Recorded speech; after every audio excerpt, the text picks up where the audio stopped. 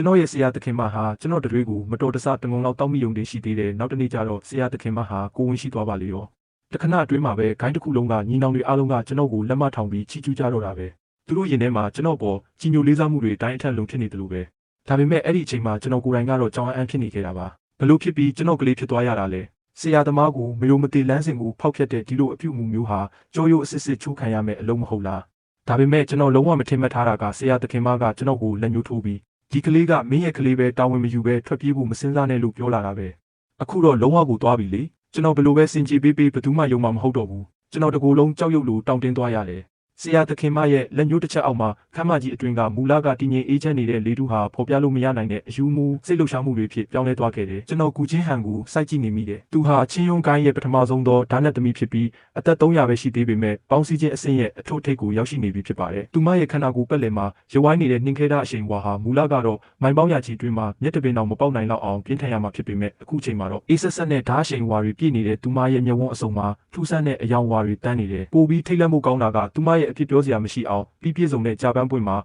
ာအကြောင်းနဲ့ငယ်ထင်နေပြီးအဲ့ဒီထဲကနေထွက်ပေါ်လာတဲ့စွမ်းရည်တွေဟာကျွန်တော်ရဲ့ရှေးဟောင်းစွမ်းရည်နဲ့ထပ်တူကြနေတာပဲသူမအဲ့ဒီစကားကိုပြောလိုက်တဲ့အချိန်မှာအတန်ကတိတ်မကျေပေမဲ့မိုးချိုးပစ်ချလိုက်တယ်လို့မျိုးကျွန်တော်ရဲ့အနှစ်20စာတိဆောက်လာခဲ့တဲ့လောကအမြင်တွေကိုရိုက်ခွဲဖျက်ဆီးပစ်လိုက်တယ်လို့ပါပဲခမ်းမကြီးရဲ့ဘေးတစ်ဖက်တစ်ချက်စီမှာထိုင်နေကြတဲ့မျက်ခုံးမြင့်မြင့်နဲ့အကြီးကဲတွေဟာအဲ့ဒီအချိန်မှာသူတို့ရဲ့တင်ပါတွေကိုပြိုင်တူလှုပ်ရှားလိုက်ကြတာကိုကျွန်တော်ခံစားမိလိုက်တယ်မူလကရွှေမြူတွေနဲ့နတ်မင်းရင်သွေးအဆင့်ရှိတဲ့အကြီးကဲကြီးတွေဟာလည်းသူတို့ရဲ့အကာအကွယ်စွမ်းရည်တွေကိုအတီးတီးရုပ်သိမ်းလိုက်ကြတယ်ဒီကနေ့ရဲ့အကြီးမားဆုံးသတင်းဦးသတင်းထူးရဲ့အသေးစိတ်အချက်လက်တွေကိုလွတ်သွားမှစိုးရိမ်နေကြတာလေတကယ်တော့အတင်းဖြင်းပြောတယ်ဆိုတာအသက်အရွယ်နဲ့မဆိုင်ဘူးမဟုတ်လားကြမ်းချံမင်းတော်တော်စွမ်းတာပဲနော်လို့ပြောလိုက်တာကတော့ခေါင်းချုပ်ကြီးဖြစ်ပါတယ်သူကသူတော်စင်အဆင့်ရှိတဲ့မိစ္ဆာအိုကြီးတစ်ယောက်ပါသူကသူ့ရဲ့ကော့တက်တော်မဲ့နှက်ခမ်းထောင်းတွေကိုအတင်းထိန်းချုပ်ထားပေမဲ့သူ့ရဲ့လှုပ်ရှားနေတဲ့မျက်ဝန်းတွေကတော့ဟေးကောင်လေးကူချင်းဟန်ကြင်ကြံတာကအချစ်ကင်းမဲ့တဲ့နှင်းခဲခန္ဓာကိုယ်တိုင်းလေသူ့ရဲ့အကာအကွယ်စွမ်းအင်ကဘလောက်တောင်အားကောင်းလဲဆိုရင်လက်နက်တွေနဲ့တောင်မဖောက်နိုင်ဘူးအဲ့ဒါကိုမင်းကသူ့ရဲ့အကာအကွယ်ကိုဖောက်ထွက်နိုင်ုံတင်မကပဲမင်းရဲ့မျိုးစေ့ကိုပါသူ့ရဲ့မူလစွမ်းအင်နဲ့ဆိုင်ဆုံးနေရာအထိခြံထားနိုင်ခဲ့တယ်ပေါ့လို့တိတိတတ်တာကြီးပြောနေတယ်လို့ပါပဲကျွန်တော်နောက်ကညီနောင်3000ရဲ့အသက်ရှူတန်ပြင်းပြင်းတွေကြောင့်ခမ်းမကြီးတွေကဝိညာဉ်စွမ်းအင်တွေတောင်ကုန်ခန်းလူနေပါဖြစ်သွားရတယ်ဒုတိယနောင်ကြီးကနောက်ကနေစိတ်ဝိညာဉ်ချင်းဆက်သွယ်ပြီးပြောနေတာကိုကျွန်တော်ကြားလိုက်ရတယ်ကျမ်းမောင်လေးကတွေးကြောပွင့်စင်ရဲ့အထွတ်ထိပ်မှာရှိနေတာမဆန်းပါဘူးတကယ်တော့သူကတကူလုံးကအ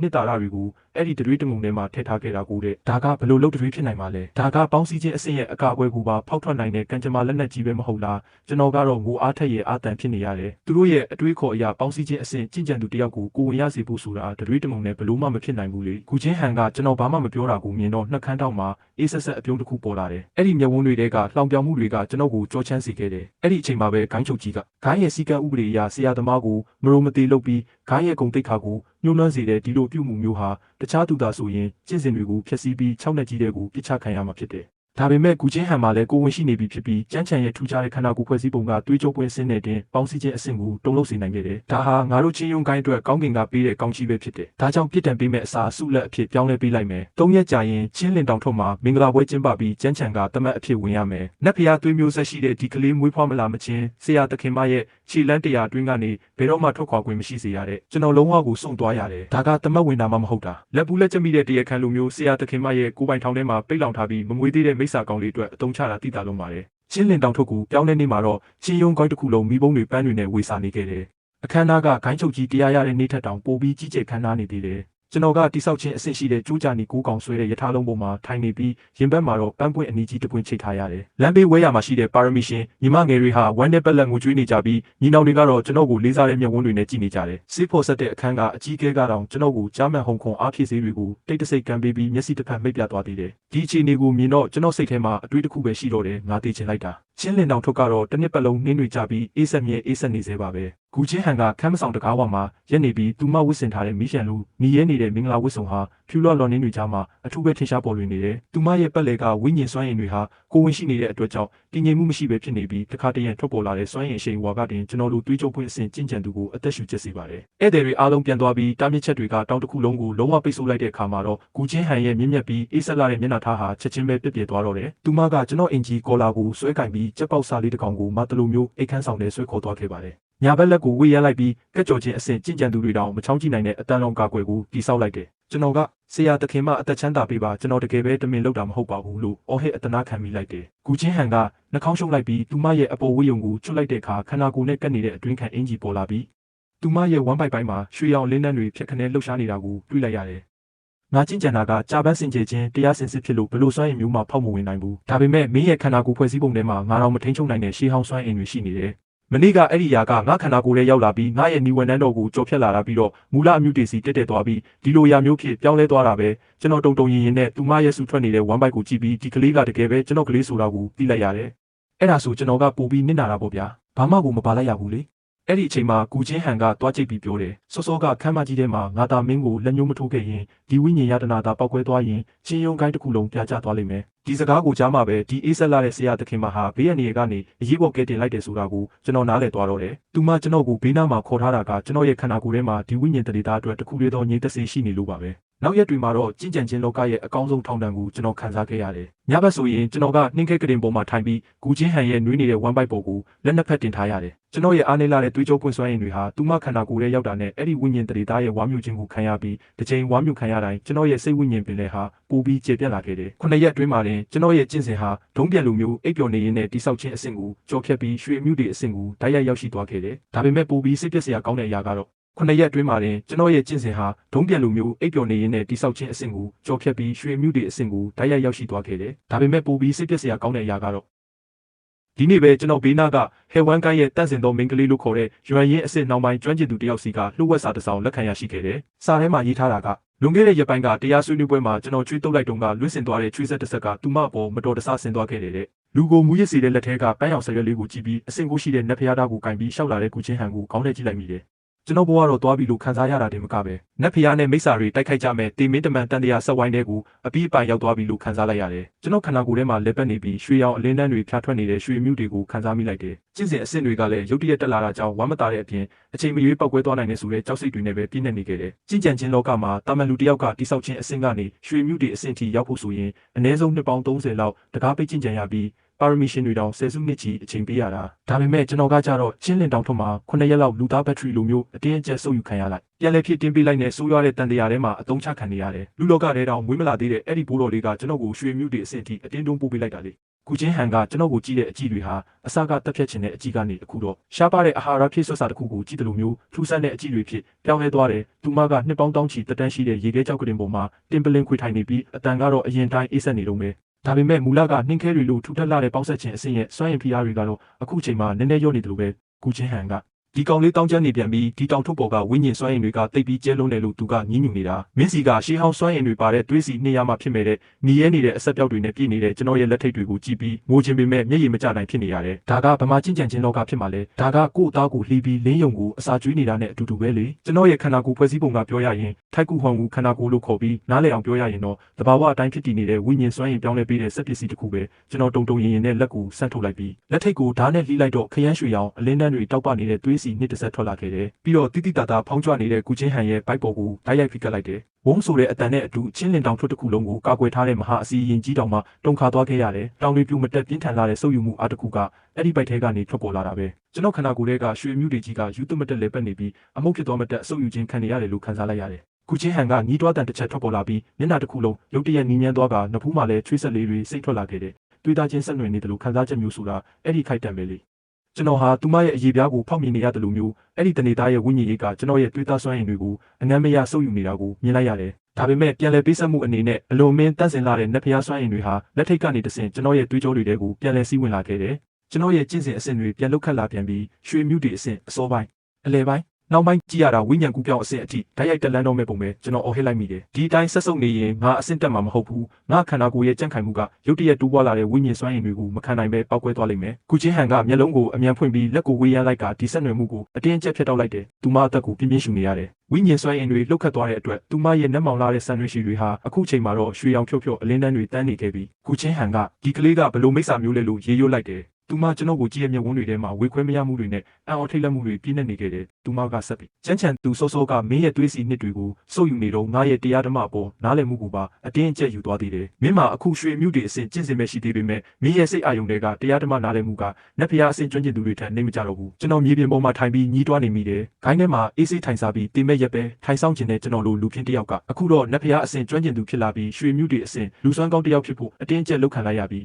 နောက်တနေ့မနေ့စောကြီးမှာကျွန်တော်ကအိမ်မက်ထဲမှာအဲ့ဒီဘိုးတော်လေးနဲ့ငါတယောက်တည်းကိုပဲအမြဲတမ်းအနိုင်မကျင့်ပါနဲ့လို့ဆွေးနွေးနေတော့ကောင်းကင်နဲ့မြေကြီးကိုတုံ့ဟီးသွားစေတဲ့ဓာတ်တန်တစ်ချက်ကြောင့်လန့်နိုးလာခဲ့ရတယ်တကားကိုတွန်းဖွင့်ပြီးမြင်လိုက်ရတဲ့မြင်ကွင်းကတော့ကျွန်တော်တဘဝလုံးမေးနိုင်တော့မှာမဟုတ်ဘူးရင်ကောင်းတကောင်တောင်ပြန်တန်းရခတ်ပါတယ်ဆိုတဲ့ချင်းယုံကိုင်းရဲ့မဟာစီရင်တတိုင်းကြီးရဲ့အပြင်ဘက်မှာဂိုင်းတီတီကထိတ်တန်းရနာတွေအပြည့်ချီတက်လာခဲ့တယ်ဟန်ဝမ်ကိုင်းရဲ့ငကားကူးကောင်ယထာလုံးဝမ်ဟွာချိုင်ဝမ်ရဲ့ပန်းပေါင်းစုံနတ်မိမယ်တရားအပြင်ရှန်ဝူကိုင်းရဲ့တမ်မနီစစ်တင်မောကြီးတွေထိအစုံပါပဲပြီးတော့ဥဆောင်လာတဲ့သူကအဲ့ဒီနေ့ကကျွန်တော်စီရိုးဝက်စာပို့ခဲ့တဲ့ဟဲဝမ်ကိုင်းရဲ့တန့်စင်သောမိန်းကလေးပဲနတ်ဖျားအစင်နောက်ပိုင်းထိရှိတဲ့ကျင့်စဉ်တဲ့အတူတိုင်းပြည်ကိုပျက်စီးစေနိုင်လောက်အောင်လှပတဲ့အဲ့ဒီမိစ္ဆာမဟာကောင်းကင်ယံမှာရက်နေခဲ့တယ်။သူမရဲ့အပြင်းလာတဲ့အတန်ကချင်းယုံကိုင်းတစ်ခုလုံးကိုဟိမ့်ထွက်သွားစေခဲ့တယ်။အဲ့ဒီမိန်းကလေးကကူချင်းဟန်ကျန်းချံမှာဒီလိုမျိုးထူးဆန်းပြီးအံ့ဩဖို့ကောင်းတဲ့ခန္ဓာကိုယ်ရှိနေတာကိုမင်းတယောက်တည်းသိမ့်ပိုက်ထားတာကတော့နည်းနည်းလောဘကြီးလုံးရမကြဘူးလား။ငါလဲလွန်ခဲ့တဲ့ရက်ပိုင်းကအေးမိခဲ့ပေမဲ့ကျန်းချံပေးတဲ့လက်ဖက်ရည်တစ်ခွက်ကိုတောက်ပြီးတော့ငါလဲကိုဝင်ရခဲ့တယ်။ဒီနေ့ငါလာတာကအတိတ်ကအကြောင်းတွေပြောဖို့မဟုတ်ဘူး။ငါကလေးအတွက်အဖေရှာပေးဖို့ပဲ။ချင်းယုံကိုင်းတစ်ခုလုံးခဏလောက်ငြိမ်ကျသွားပြီးနောက်ငလင်လောက်တာထက်ပိုပြီးပြင်းထန်တဲ့ပြောဆိုတံတွေစူညံသွားခဲ့တဲ့ခိုင်းသားတဦးက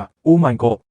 စီနီယာအကိုကြီးကလူသားလောကရဲ့တန်တေတီနီးပညာဖြားဖြားကိုအောင်မြင်သွားတာလားလက်ဖက်ရည်တစ်ခွက်ထဲနဲ့တင်ကိုဝင်ရနိုင်နေဆိုရင်တကယ်ကြီးထိတွေ့မိလို့ကတော့ကောင်းကင်ဘုံကူတောင်ပြန်တက်သွားမလားပဲတဲ့ကျွန်တော်တောင်ထုတ်ပေါ်မှာရက်နေရင်နောက်ကျောကနေကြောက်စရာကောင်းတဲ့အရှိန်အဝါတွေကိုခန်းစားလိုက်ရတယ်။ကုချင်းဟန်ကဘယ်ချိန်ကလေးကရောက်နေမှမသိပဲကျွန်တော်နောက်မှာရက်နေခဲ့တာလေ။သူမရဲ့လက်ထဲမှာလော်ကီအာယုံတွေကိုဖျက်တောက်နိုင်တဲ့ရွှေဟန်ဓာတ်ကိုကင်ထားပြီးဓာတ်ဦးကမြေပြင်ကိုချိန်ထားတယ်။ချင်းလင်တောင်ထုတ်ပေါ်ကနှင်းတွေဟာအခုချိန်မှာကောင်းကင်အနှက်ရေခဲများတွေအဖြစ်ပြောင်းလဲသွားခဲ့တယ်။ကုချင်းဟန်ကကျန်းချံငါကိုရှင်းပြဆန်းဟဲဝမ်ကိုင်းကတန့်စင်သောမိန်းကလေးရဲ့ကိုဝင်ဆိုတာပါလေ။တောင်ပေါ်ကိုတက်လာကြတဲ့မိမပြူတွေကိုကြည့်လိုက်ရှိကကုချင်းဟန်ကိုကြည့်လိုက်နဲ့ကျွန်တော်ခေါင်းထဲမှာစကလုံးနှလုံးပဲရှိတော့တယ်။တွားပြီးကျွန်တော်ရဲ့ခန္ဓာကိုယ်ကထိုက်ကူဟုံကူခန္ဓာကိုယ်မဟုတ်ပဲဘယ်သူမှမဆိုကိုဝင်ရစေနိုင်တဲ့စွမ်းရည်တစ်ခုဖြစ်နေတာပဲကျန်းချံကဆရာတခင်မတကယ်လို့ကျွန်တော်အဲ့ဒီတုန်းကသူ့ကိုတနာလို့ရေနွေးတစ်ခွက်ပဲငှက်ပေးခဲ့တာပါဆိုရင်ဆရာတခင်မယုံပါလားကျွန်တော်ငိုတံပါနဲ့ပြောလိုက်ပေမဲ့ကုချင်းဟန်ကဘာမှမပြောခဲ့ဓာတ်ကိုကျွန်တော်လည်းပဲမှတင်လိုက်တယ်ပြီးတော့တောင်အောက်ကိုလှမ်းပြီးအော်ပြောလိုက်တာကကျန်းချံကိုလိုချင်ရင်ငါရဲ့ဓာတ်ကိုအရင်ကြောအောင်လုပ်ရမယ်အဲ့ဒီခိုက်တံမှာကျွန်တော်သဘောပေါက်လိုက်ပါပြီဒီတဘောကတော့ကျွန်တော်လွတ်မြောက်ဖို့မလွယ်တော့ဘူးဆိုတာတောင်အောက်ကအော်ဟစ်တန်တွေကပိုပြီးကျေလောင်လာတယ်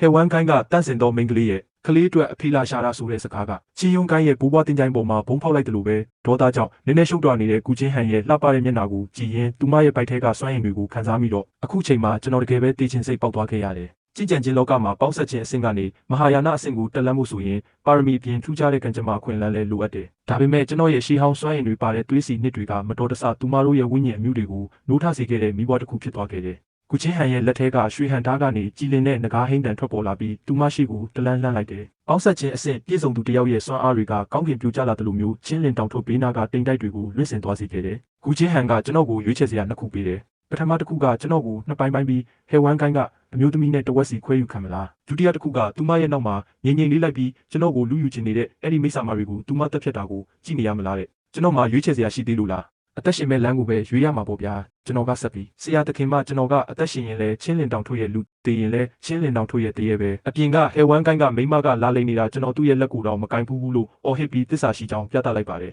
ခုချင်းဟန်ကအေးဆက်စွာနှာခေါင်းရှုံပြီးဘလက်နဲ့ကျွန်တော်ရဲ့ခပ်ဘက်ကိုလှမ်းဆွဲလိုက်ကကျွန်တော်ကိုလူသားတစ်ယောက်လိုမျိုးမှပြီးကောင်းကင်ရံတဲ့ကိုဓာတ်ရိုက်ပြန်တန်းသွားခဲ့တယ်။ဂိုင်းတကားအပြင်ဘက်မှာတော့အစင်းမြင့်ကျွမ်းကျင်သူတွေစုဝေးနေကြပြီးဟဲဝမ်ကိုင်းရဲ့တန့်စင်သောမိန်းကလေးကလည်းကုချင်းဟန်ကျွန်တော်ကိုခေါ်လာတာမြင်တော့မြဝန်းထဲမှာလော်ဘရိတ်တွေဖြစ်ပြေးသွားခဲ့တယ်။သူမကလက်ထဲကရက်တောင်ကိုအသာရဝေးရန်လိုက်တဲ့အခါဘေးနားမှာပန်းရောင်ဟဲဝမ်မြူကိုတွေထွက်ပေါ်လာခဲ့တယ်။ဒီမြူကိုတွေထဲမှာအပြင်းတဲ့စိတ်ဝိညာဉ်တိုက်ခိုက်မှုတွေပါဝင်နေပြီးကျွန်တော်ကရွှေမြူတွေအဆင့်ကိုရောက်နေပြီဆိုပေမဲ့တစ်ချက်ရှူကြည့်လိုက်တာနဲ့တင်ခေါင်းတွေမူနှောက်သွားခဲ့ရတယ်။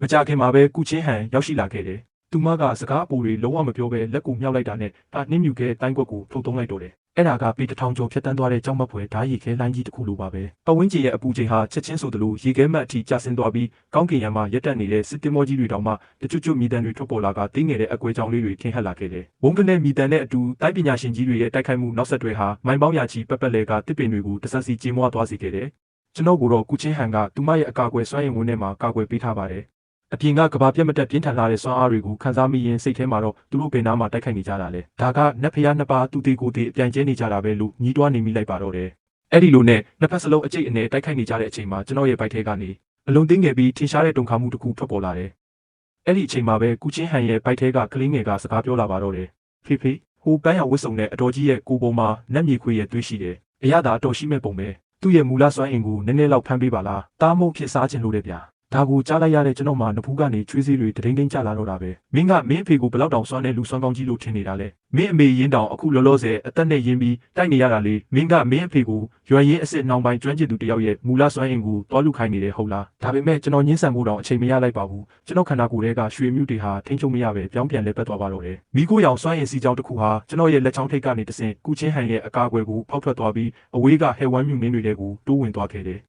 ယ်နောက်တစ်စက္ကန့်မှာပဲဟဲဝမ်ကိုင်းကမိန်းကလေးဟာစူးစူးဝါးဝါအော်ဟစ်နေပါတော့တယ်အဲ့ဒီမိခိုးရောင်စွမ်းအင်စီကြောင်းဟာတောက်ပတဲ့ပန်းရောင်လင်းတန်းတစ်ခုကိုရစ်ပတ်ပြီးလျှက်စီးလက်တလို့မြန်ဆန်တဲ့အချိန်နဲ့ကျွန်တော်ခန္ဓာကိုယ်ထဲပြန်ဝင်လာခဲ့တယ်ပြီးတော့တပတ်လဲသွားပြီးနောက်ဆုံးမှာတော့ကုချင်းဟန်ရဲ့ဝမ်ဘိုက်ထဲကိုအားလုံးစီးဝင်သွားခဲ့တယ်ကုချင်းဟန်ရဲ့နုနယ်တဲ့ခန္ဓာကိုယ်လေးတုန်ခါသွားပြီးကိုဝင်ဆောင်ထားရလို့အားနဲ့နေတဲ့ကျင့်စဉ်စွမ်းအားတွေဟာအဲ့ဒီအချိန်လေးအတွင်းမှာပဲချက်ချင်းပြန်ပြေးသွားခဲ့တယ်သူမရဲ့စွမ်းအင်ရှိန်ဝါဟာအရင်ကထက်တောင်ပုံမမြင့်မားလာခဲ့သေးတယ်။သူမကြောင်အန်းသွားပြီးလက်ထဲမှာဆွဲကင်ထားတဲ့ကျွန်တော်ကိုလှည့်ကြည့်လာတယ်။သူမရဲ့မျက်ဝန်းတွေကထူးဆန်းတဲ့တရဝတကောင်ကိုကြည့်နေတယ်လို့ပဲ။ပြီးတော့အစောပိုင်းကကျုံဝါနေကြတဲ့ဂိုင်းပေါင်းစုံကသူ့ရဲကောင်းတွေဟာလည်းအခုချိန်မှာတော့အားလုံးပါဆက်ပိတ်သွားကြပြီးသူတို့ရဲ့မျက်ဝန်းတွေဟာလောဘစိတ်တွေကနေကြောက်ရွံ့တုန်လှုပ်မှုတွေအဖြစ်လုံးဝပြောင်းလဲသွားခဲ့တယ်။တကွက်ထဲနဲ့တင်အဝေးကတန့်စင်သောမိန်းကလေးရဲ့မူလစွမ်းအင်ကိုစုပ်ယူလိုက်တာလား။ဒါကကြင်ကြံခြင်းအစဉ်ရောက်နေတဲ့သူလုံနိုင်တဲ့အလုပ်မျိုးလား။တကွင်းလုံးတိတ်ဆိတ်သွားပြီးအကြတန်တောင်ကြားရလောက်တယ်။ဟဲဟွမ်ကိုင်းကမိန်းကလေးရဲ့မျက်နှာဟာဖြူလျော့သွားပြီးမူလကညှို့တက်ပြင်းတဲ့မိစ္ဆာစွမ်းအင်တွေဟာအခုတော့အားနည်းကျဆင်းသွားခဲ့ပြီးကုချင်းဟန်လည်းလူတက်ဖို့စိတ်မပါတော့ပဲကျွန်တော်ကိုသူမရဲ့အရှိဆွဲခေါ်လိုက်တယ်။အေးဆက်လာတဲ့သူမရဲ့လက်တွေနဲ့ကျွန်တော်ကိုယ်ပေါ်မှာဟိုဆန်းတီဆန်းလုပ်ရင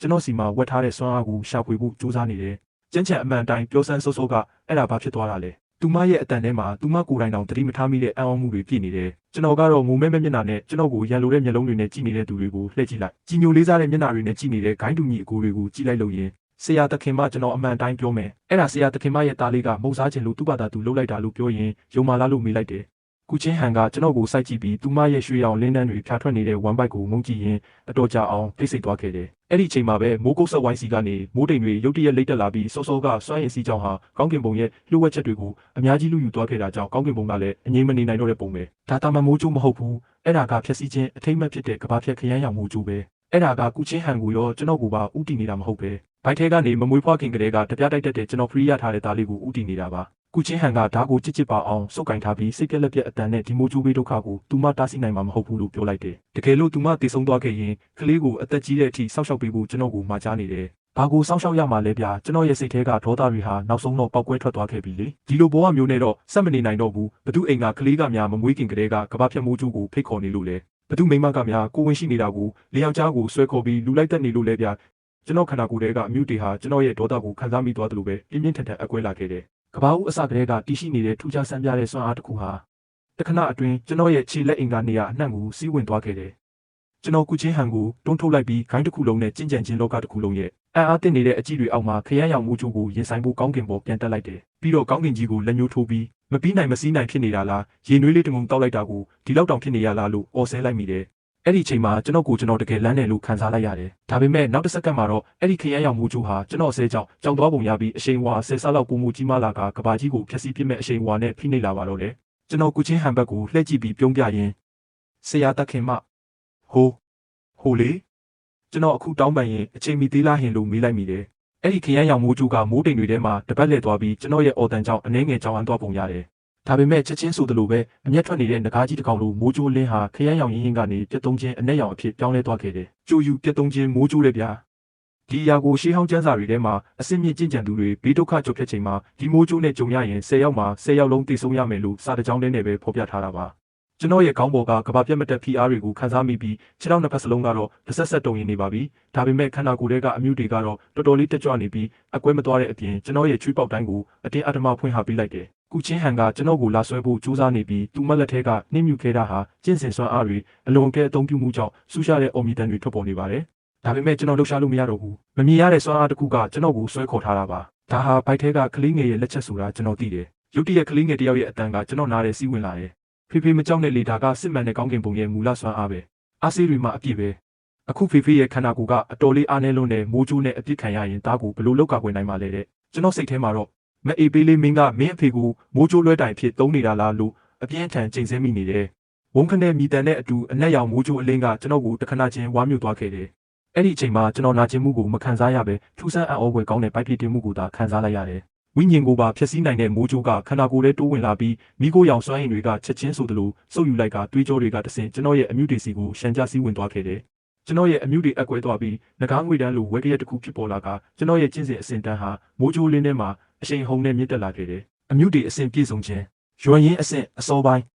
းရွံရင်းအစဉ်အလဲပိုင်းဘေးကနေကြည့်နေကြတဲ့ဂိုင်းချုပ်ကြီးတွေကတော့ကြောင်အမ်းပြီးအံ့အားသင့်နေကြပြီးဒီဆောက်ခြင်းအစဉ်ကြင့်ကြံသူတယောက်ကကဘာဖြတ်မိုးကြိုးကိုလက်ညှိုးထိုးဆဲဆိုယုံတင်မကနဲ့ရောင်မိုးကြိုးကိုတော့ဝါမျိုးပစ်လိုက်တယ်ဟုတ်လားဟဲဟွမ်ကိုင်းကမိန်းကလေးရဲ့လှပတဲ့မျက်နှာလေးဟာရုပ်ပြက်စင်းပြက်တုံးလို့သွားပြီးလက်ထဲကရက်တောင်မြေကြီးပေါ်ပြုတ်ကျသွားတာကိုတော့သတိမထားမိတော့ဘူးနောက်ဆုံးမိုးကြိုးအလင်းတန်းကိုကျွန်တော်ပိုက်ထဲဆုပ်ယူလိုက်တဲ့အခါကောင်းကင်ရံကမိုးတိမ်တွေဟာလည်းအရှုံးပေးလိုက်တယ်လို့ပဲတဆစီကွဲလွင့်သွားခဲ့တော့တယ်ကျွန်တော်ကတော့ကောင်းကင်ပြင်မှာရက်နေရင်တကိုယ်လုံးမိခိုးမဲရောင်တွေထွက်နေပြီးမူလကခန်းကြားထဲဝါလာတဲ့ရွှေကြီးထိုးဝတ်စုံဟာလည်းအဝတ်စုပ်တွေဖြစ်ပြောင်းလဲသွားခဲ့ပြီး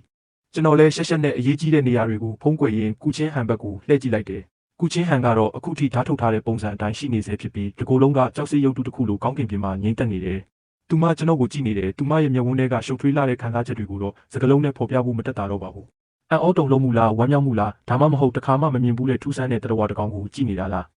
းကျွန်တော်ကတော့မိခိုးမွေးတငုံကိုမှုတ်ထုတ်လိုက်ပြီးအကွဲတဲ့အတန်နဲ့ကျွန်တော်ရွံရင်းအဆင့်ကိုရောက်သွားပြီထင်တယ်လို့ပြောလိုက်တယ်ကုချင်းဟန်ကဘာမှမပြောဘဲဓာတ်ကိုဖြည်းဖြည်းချင်းဓာတ်အိမ်ထဲထက်ကကျွန်တော်နာပြန်တန်းလာခဲ့တယ်ပြီးတော့သူမရဲ့ဝိယုံအပြင်တစ်ထက်ကိုချုပ်ပြီးကျွန်တော်ကိုပေါ်ခြုံပေးလိုက်တယ်သူမကျွန်တော်ရဲ့မျက်လုံးတွေကိုအနီးကပ်စိုက်ကြည့်နေတဲ့အဲ့ဒီအချိန်မှာသူမရဲ့မျက်ဝန်းအိမ်တွေကမျက်ရည်စာလေးတွေကိုတော့ကျွန်တော်မြင်လိုက်ရတယ်သူမကျွန်တော်လက်ကိုဆွဲကင်လိုက်တဲ့ဒီတစ်ချိန်မှာတော့သူမရဲ့အားဆိုင်မှုကအတော်လေးပြင်းထန်လွန်းတဲ့နောက်တစ်စက္ကန့်နေရင်ကျွန်တော်ပြအဖြစ်ကွဲလွင့်သွားမှာကိုစိုးရိမ်နေတဲ့အတိုင်းပါပဲ။ခိုင်းတကားဝအပြင်ဘက်ကအကြီးအကဲတွေဟာဒီအခြေအနေကိုမြင်တော့ဝင်းရံဖို့ကြံရွယ်လိုက်ကြတယ်။ကြမ်းချန်ညီလေးကျုပ်ကရှန်ဝူကိုင်းရဲ့အကြီးအကဲပါ။မင်းသဘောတူမယ်ဆိုရင်ထွက်သွားစမ်း။သူ့ရဲ့စကားမဆုံးခင်မှာပဲကုချင်းဟန်ကဒေါသတကြီးအော်ဟစ်လိုက်တယ်။ပြီးတော့သူမရဲ့အစစ်မြင့်ဆုံးခန္ဓာဆူဆီးခြင်းအဆင့်ရဲ့စွမ်းအားတွေဟာတကွင်းလုံးကိုလွှမ်းခြုံသွားခဲ့တယ်။ဒီတစ်ချိန်မှာတော့ဘသူမှစကားတခွန်းတောင်ထပ်မဟာရဲကြတော့ဘူး။တကယ်လို့အရင်ကသူတို့တွေကျွန်တော်ကိုလူယူခြင်းခဲ့ကြတယ်ဆိုရင်တော့အခုကျွန်တော်ကဘာဖြတ်ခရမ်းရောင်မိုးကြိုးကိုဝါမျိုးလိုက်တာမျက်မြင်ကိုတွေ့မြင်လိုက်ရပြီးတဲ့နောက်သူတို့ရင်ထဲမှာအတွေ့တစ်ခုပဲကြံနေတော့မ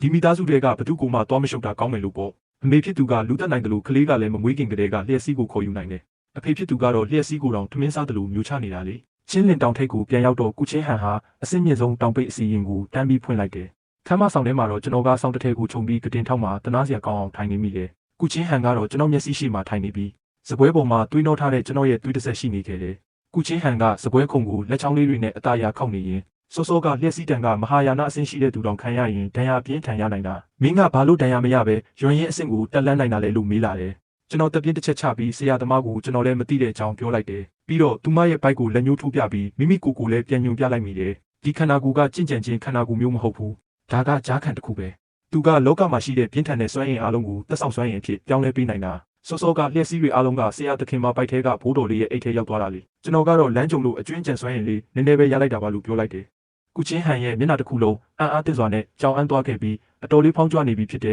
ဘိုက်ကလေးကိုငုံကြည့်နေလိုက်မိပါတော့တယ်ကျွန်တော်သူမကိုဆက်ပြောလိုက်တယ်ဒီကောင်လေးကအခုဆိုပိုပြီးစီးစားကြောင်လာပြီးဒီလောကကစွမ်းအင်တွေကိုသူကမျက်စိထဲတောင်မထည့်တော့ဘူးဒီနေ့လျှက်စီးစားပြီးပြီဆိုတော့မနှက်ဖြန်ဘာစားခြင်းအောင်မလဲမသိဘူးစကားလဲဆုံးရောကျွန်တော်စိတ်ထဲမှာအဲ့ဒီကောင်လေးတန်ကထပ်ပြီးထွက်လာပြန်တယ်ဖေဖေဟိုဟဲဟွမ်ကိုင်းကအတော်ကြီးရဲ့အရသာကတာမန်ပဲတိတ်မကြိုက်ဘူးနောက်တစ်ခေါက်ကျရင်ရှန်ဝူကိုင်းကိုတွားလဲကြရအောင်သူတို့စီမှာနှစ်ပေါင်းတောင်းချီတဲ့ဥက္ကပြန်တန်မနည်းရှိတယ်လို့ကြားတယ်ဝါစားလိုက်ရရင်တော့ရှယ်ကြီးဖြစ်မှာပဲတဲ့ဒီစကားတွေကိုတော့ကျွန်တော်အပြင်ထုတ်မပြောရဲဘူးကုချင်းဟန်ကရုတ်တရက်မတက်ရက်ပြီးကျွန်တော်အနာကိုရှောက်လာတယ်သူမစီကအေးဆက်တဲ့ပန်းရနန်းကထပ်ပြီးလွှမ်းခြုံလာပြန်တယ်သူမကအရင်လိုကျွန်တော်ကိုလှောင်ပြောင်တာမျိုးမလုပ်ဘဲခါးကိုအသာညှုပ်ပြီးသူမရဲ့နဖူးကိုကျွန်တော်နဖူးပေါ်အသာရထိကပ်လိုက်တယ်ပြီးတော့မျက်နှာလေးရဲကနေဖြစ်သွားရင်ကျွန်တော်ကိုစိုက်ကြည့်ကဒီနေ့ကစပြီးမင်းကတပည့်လည်းမဟုတ်တော့ဘူးတမတ်အဖြစ်ဖန်ဆီးခံထားရတဲ့အကျဉ်းသားလည်းမဟုတ်တော့ဘူ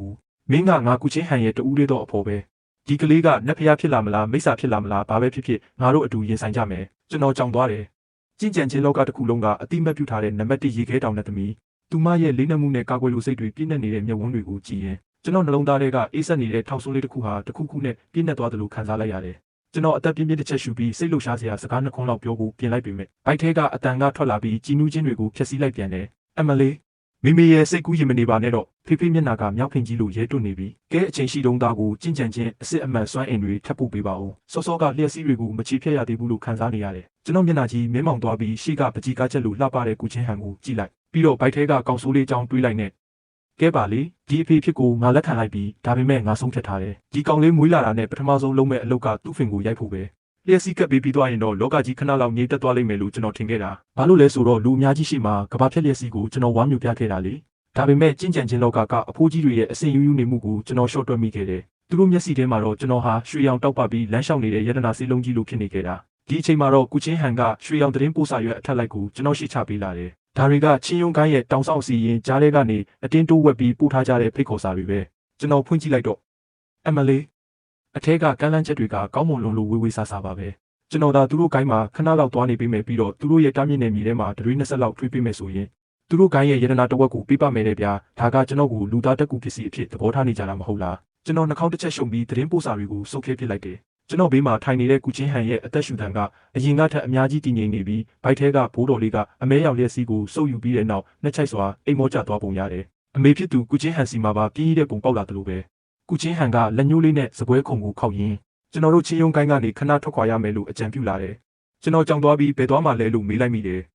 ်ဒါပေမဲ့ကုချင်းဟန်ကကျွန်တော်ကိုနတ်ဖျားရွှေ့ဝက်နေမြေစီခေါ်သွားမယ်လို့မထင်ထားခဲ့ဘူးဒီကလေးလိုအပ်တဲ့စွမ်းအင်ကပိုပြီးများပြားလာပြီးချင်းယုံကိုင်းရဲ့ဝိညာဉ်ကြောကသူ့ဆိုးယူလာတဲ့တင်ကုန်ခန်းလူနီးပါးဖြစ်နေပြီးဒီမှာဆက်နေရင်ခိုင်းရဲ့အခြေခံအုံမြစ်ပါပျက်စီးသွားလိမ့်မယ်ပြီးတော့ငါရဲ့မဟာယာနအဆင့်အတားစီးကလည်းလှုပ်ခတ်နေပြီးကျွန်တော်စိတ်ပြက်လက်ပြက်နဲ့ပြုံးလိုက်မိတယ်အဲ့ဒါကွာခြားချက်ပဲကျွန်တော်ကတော့ဒီမှာစွမ်းအင်တွေစုပ်ယူခံရလို့ခါရီနာကြောတွေအောက်နေရချိန်မှာသူမကတော့ကလေးရဲ့တုတ်ပြတ်မှုကြောင့်ဒီအတိုင်းထိုင်နေရင်းနဲ့တင်အဆင့်တက်တော့မှလေ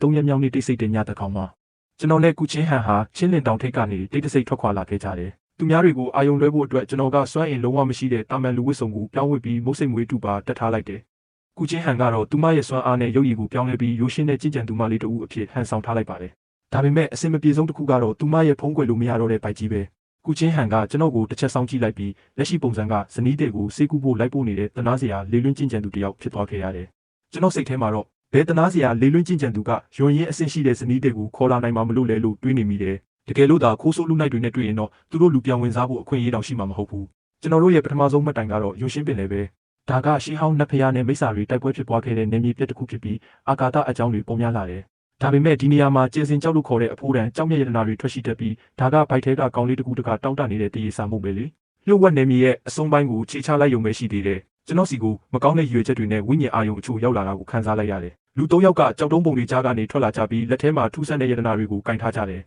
သူတို့ကကုချင်းဟန်ရဲ့ကြောပိုးအိတ်ကိုလောဘတက်ကြီးကြည့်ရင်ဒီယွန်ရှင်းပင်လေကတိတ်မအေးချမ်းဘူးအိတ်ကိုခြံထားခဲ့ရင်မင်းတို့ကိုပင်လယ်ပြင်ကနေဘေးကင်းကင်းထွက်သွားနိုင်အောင်ငါတို့ကာကွယ်ပေးမယ်လို့ပြောလာကြတယ်ကျွန်တော်စကားတခွန်းတောင်မပြောရသေးဘူးကုချင်းဟန်ကတပြင်းတစ်ချက်ချရင်ကလေးကဗိုက်စာနေပြီးတဲ့လို့ပြောတယ်ကျွန်တော်လည်းသူတို့ကိုစိတ်ထဲကနေတစ်စက္ကန့်လောက်ဆူတောင်းပေးလိုက်ပြီးရှေ့ကိုတလန်းထွက်လိုက်တယ်ပြီးတော့အဲ့ဒီ၃ယောက်ကိုနူးညံ့စွာပြုံးပြရင်မိတ်ဆွေတို့ပစ္စည်းလေးအချို့ခဏလောက်ငှားပေးရစီလို့ပြောလိုက်တယ်အဲ့ဒီ၃ယောက်ဘာမှပြန်မပြောနိုင်ခင်မှာပဲကျွန်တော်ခန္ဓာကိုယ်ထဲကရှေးဟောင်းစွမ်းအင်တွေဒီရေလိုင်းတွေလိုရှမ်းထွက်လာခဲ့တယ်ကျွန်တော်ကိုယ်တိုင်လက်စွမ်းပြစရာတော့မလိုပဲအဲ့ဒီစွမ်းအင်တွေကသူတို့ရဲ့ယတနာတွေစီချက်ချင်းရစ်ပတ်သွားခဲ့တယ်ဇိုးဆိုတဲ့အတန်နဲ့အတူသူတို့ရဲ့ထိတ်လန့်နေတဲ့မျက်ဝန်းတွေရှိမှတင်တန်မိုးဖြစ်မရတဲ့အဲ့ဒီဝိညာဉ်လက်နက်တွေကချက်ချင်းပဲအယောင်ဝါတွေပျောက်ဆုံးသွားပြီးတန်လိုတန်စားတွေလိုဖြစ်သွားခဲ့ရတယ်အဲ့ဒီထဲကဝိညာဉ်စွမ်းအင်တွေကတော့အလင်းတန်း၃ခုအဖြစ်ပြောင်းလဲပြီးကုချင်းဟန်ရဲ့ဘိုက်ထဲကိုတိုက်ရိုက်ဆုပ်ယူခြင်းခံလိုက်ရတယ်ငါရဲ့ချင်းဖုံးသ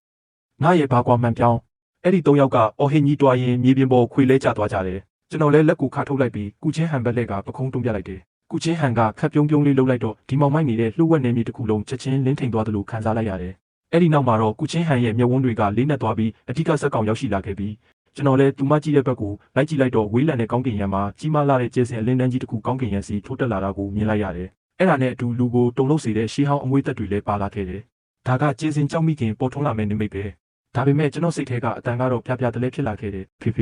ေမြင်မြန်ပြေးအဲ့ဒီအောက်မှာအကောင်ကြီးတစ်ကောင်ရှိနေတယ်သူမနိုးသေးပေမဲ့သူ့ရဲ့အသက်ရှူတန်ကထွက်လာတဲ့အနံ့ကတကယ်ကိုနန်းစောနေတာပဲတဲ့ကျွန်တော်မျက်နှာချက်ချင်းပြတ်သွားခဲ့ရတယ်ဒီကောင်းကင်နဲ့မြေကြီးကိုမကြောက်တဲ့ပိုက်ထဲကကောင်းလေးကိုတော့နန်းစောတယ်လို့ပြောစီနိုင်တာနှစ်ပေါင်းတောင်းချီအိမ်မော်ကျနေတဲ့ရှေးဟောင်းမိစ္ဆာကောင်းကလွယ်လို့ဘာရှိအောင်မှလ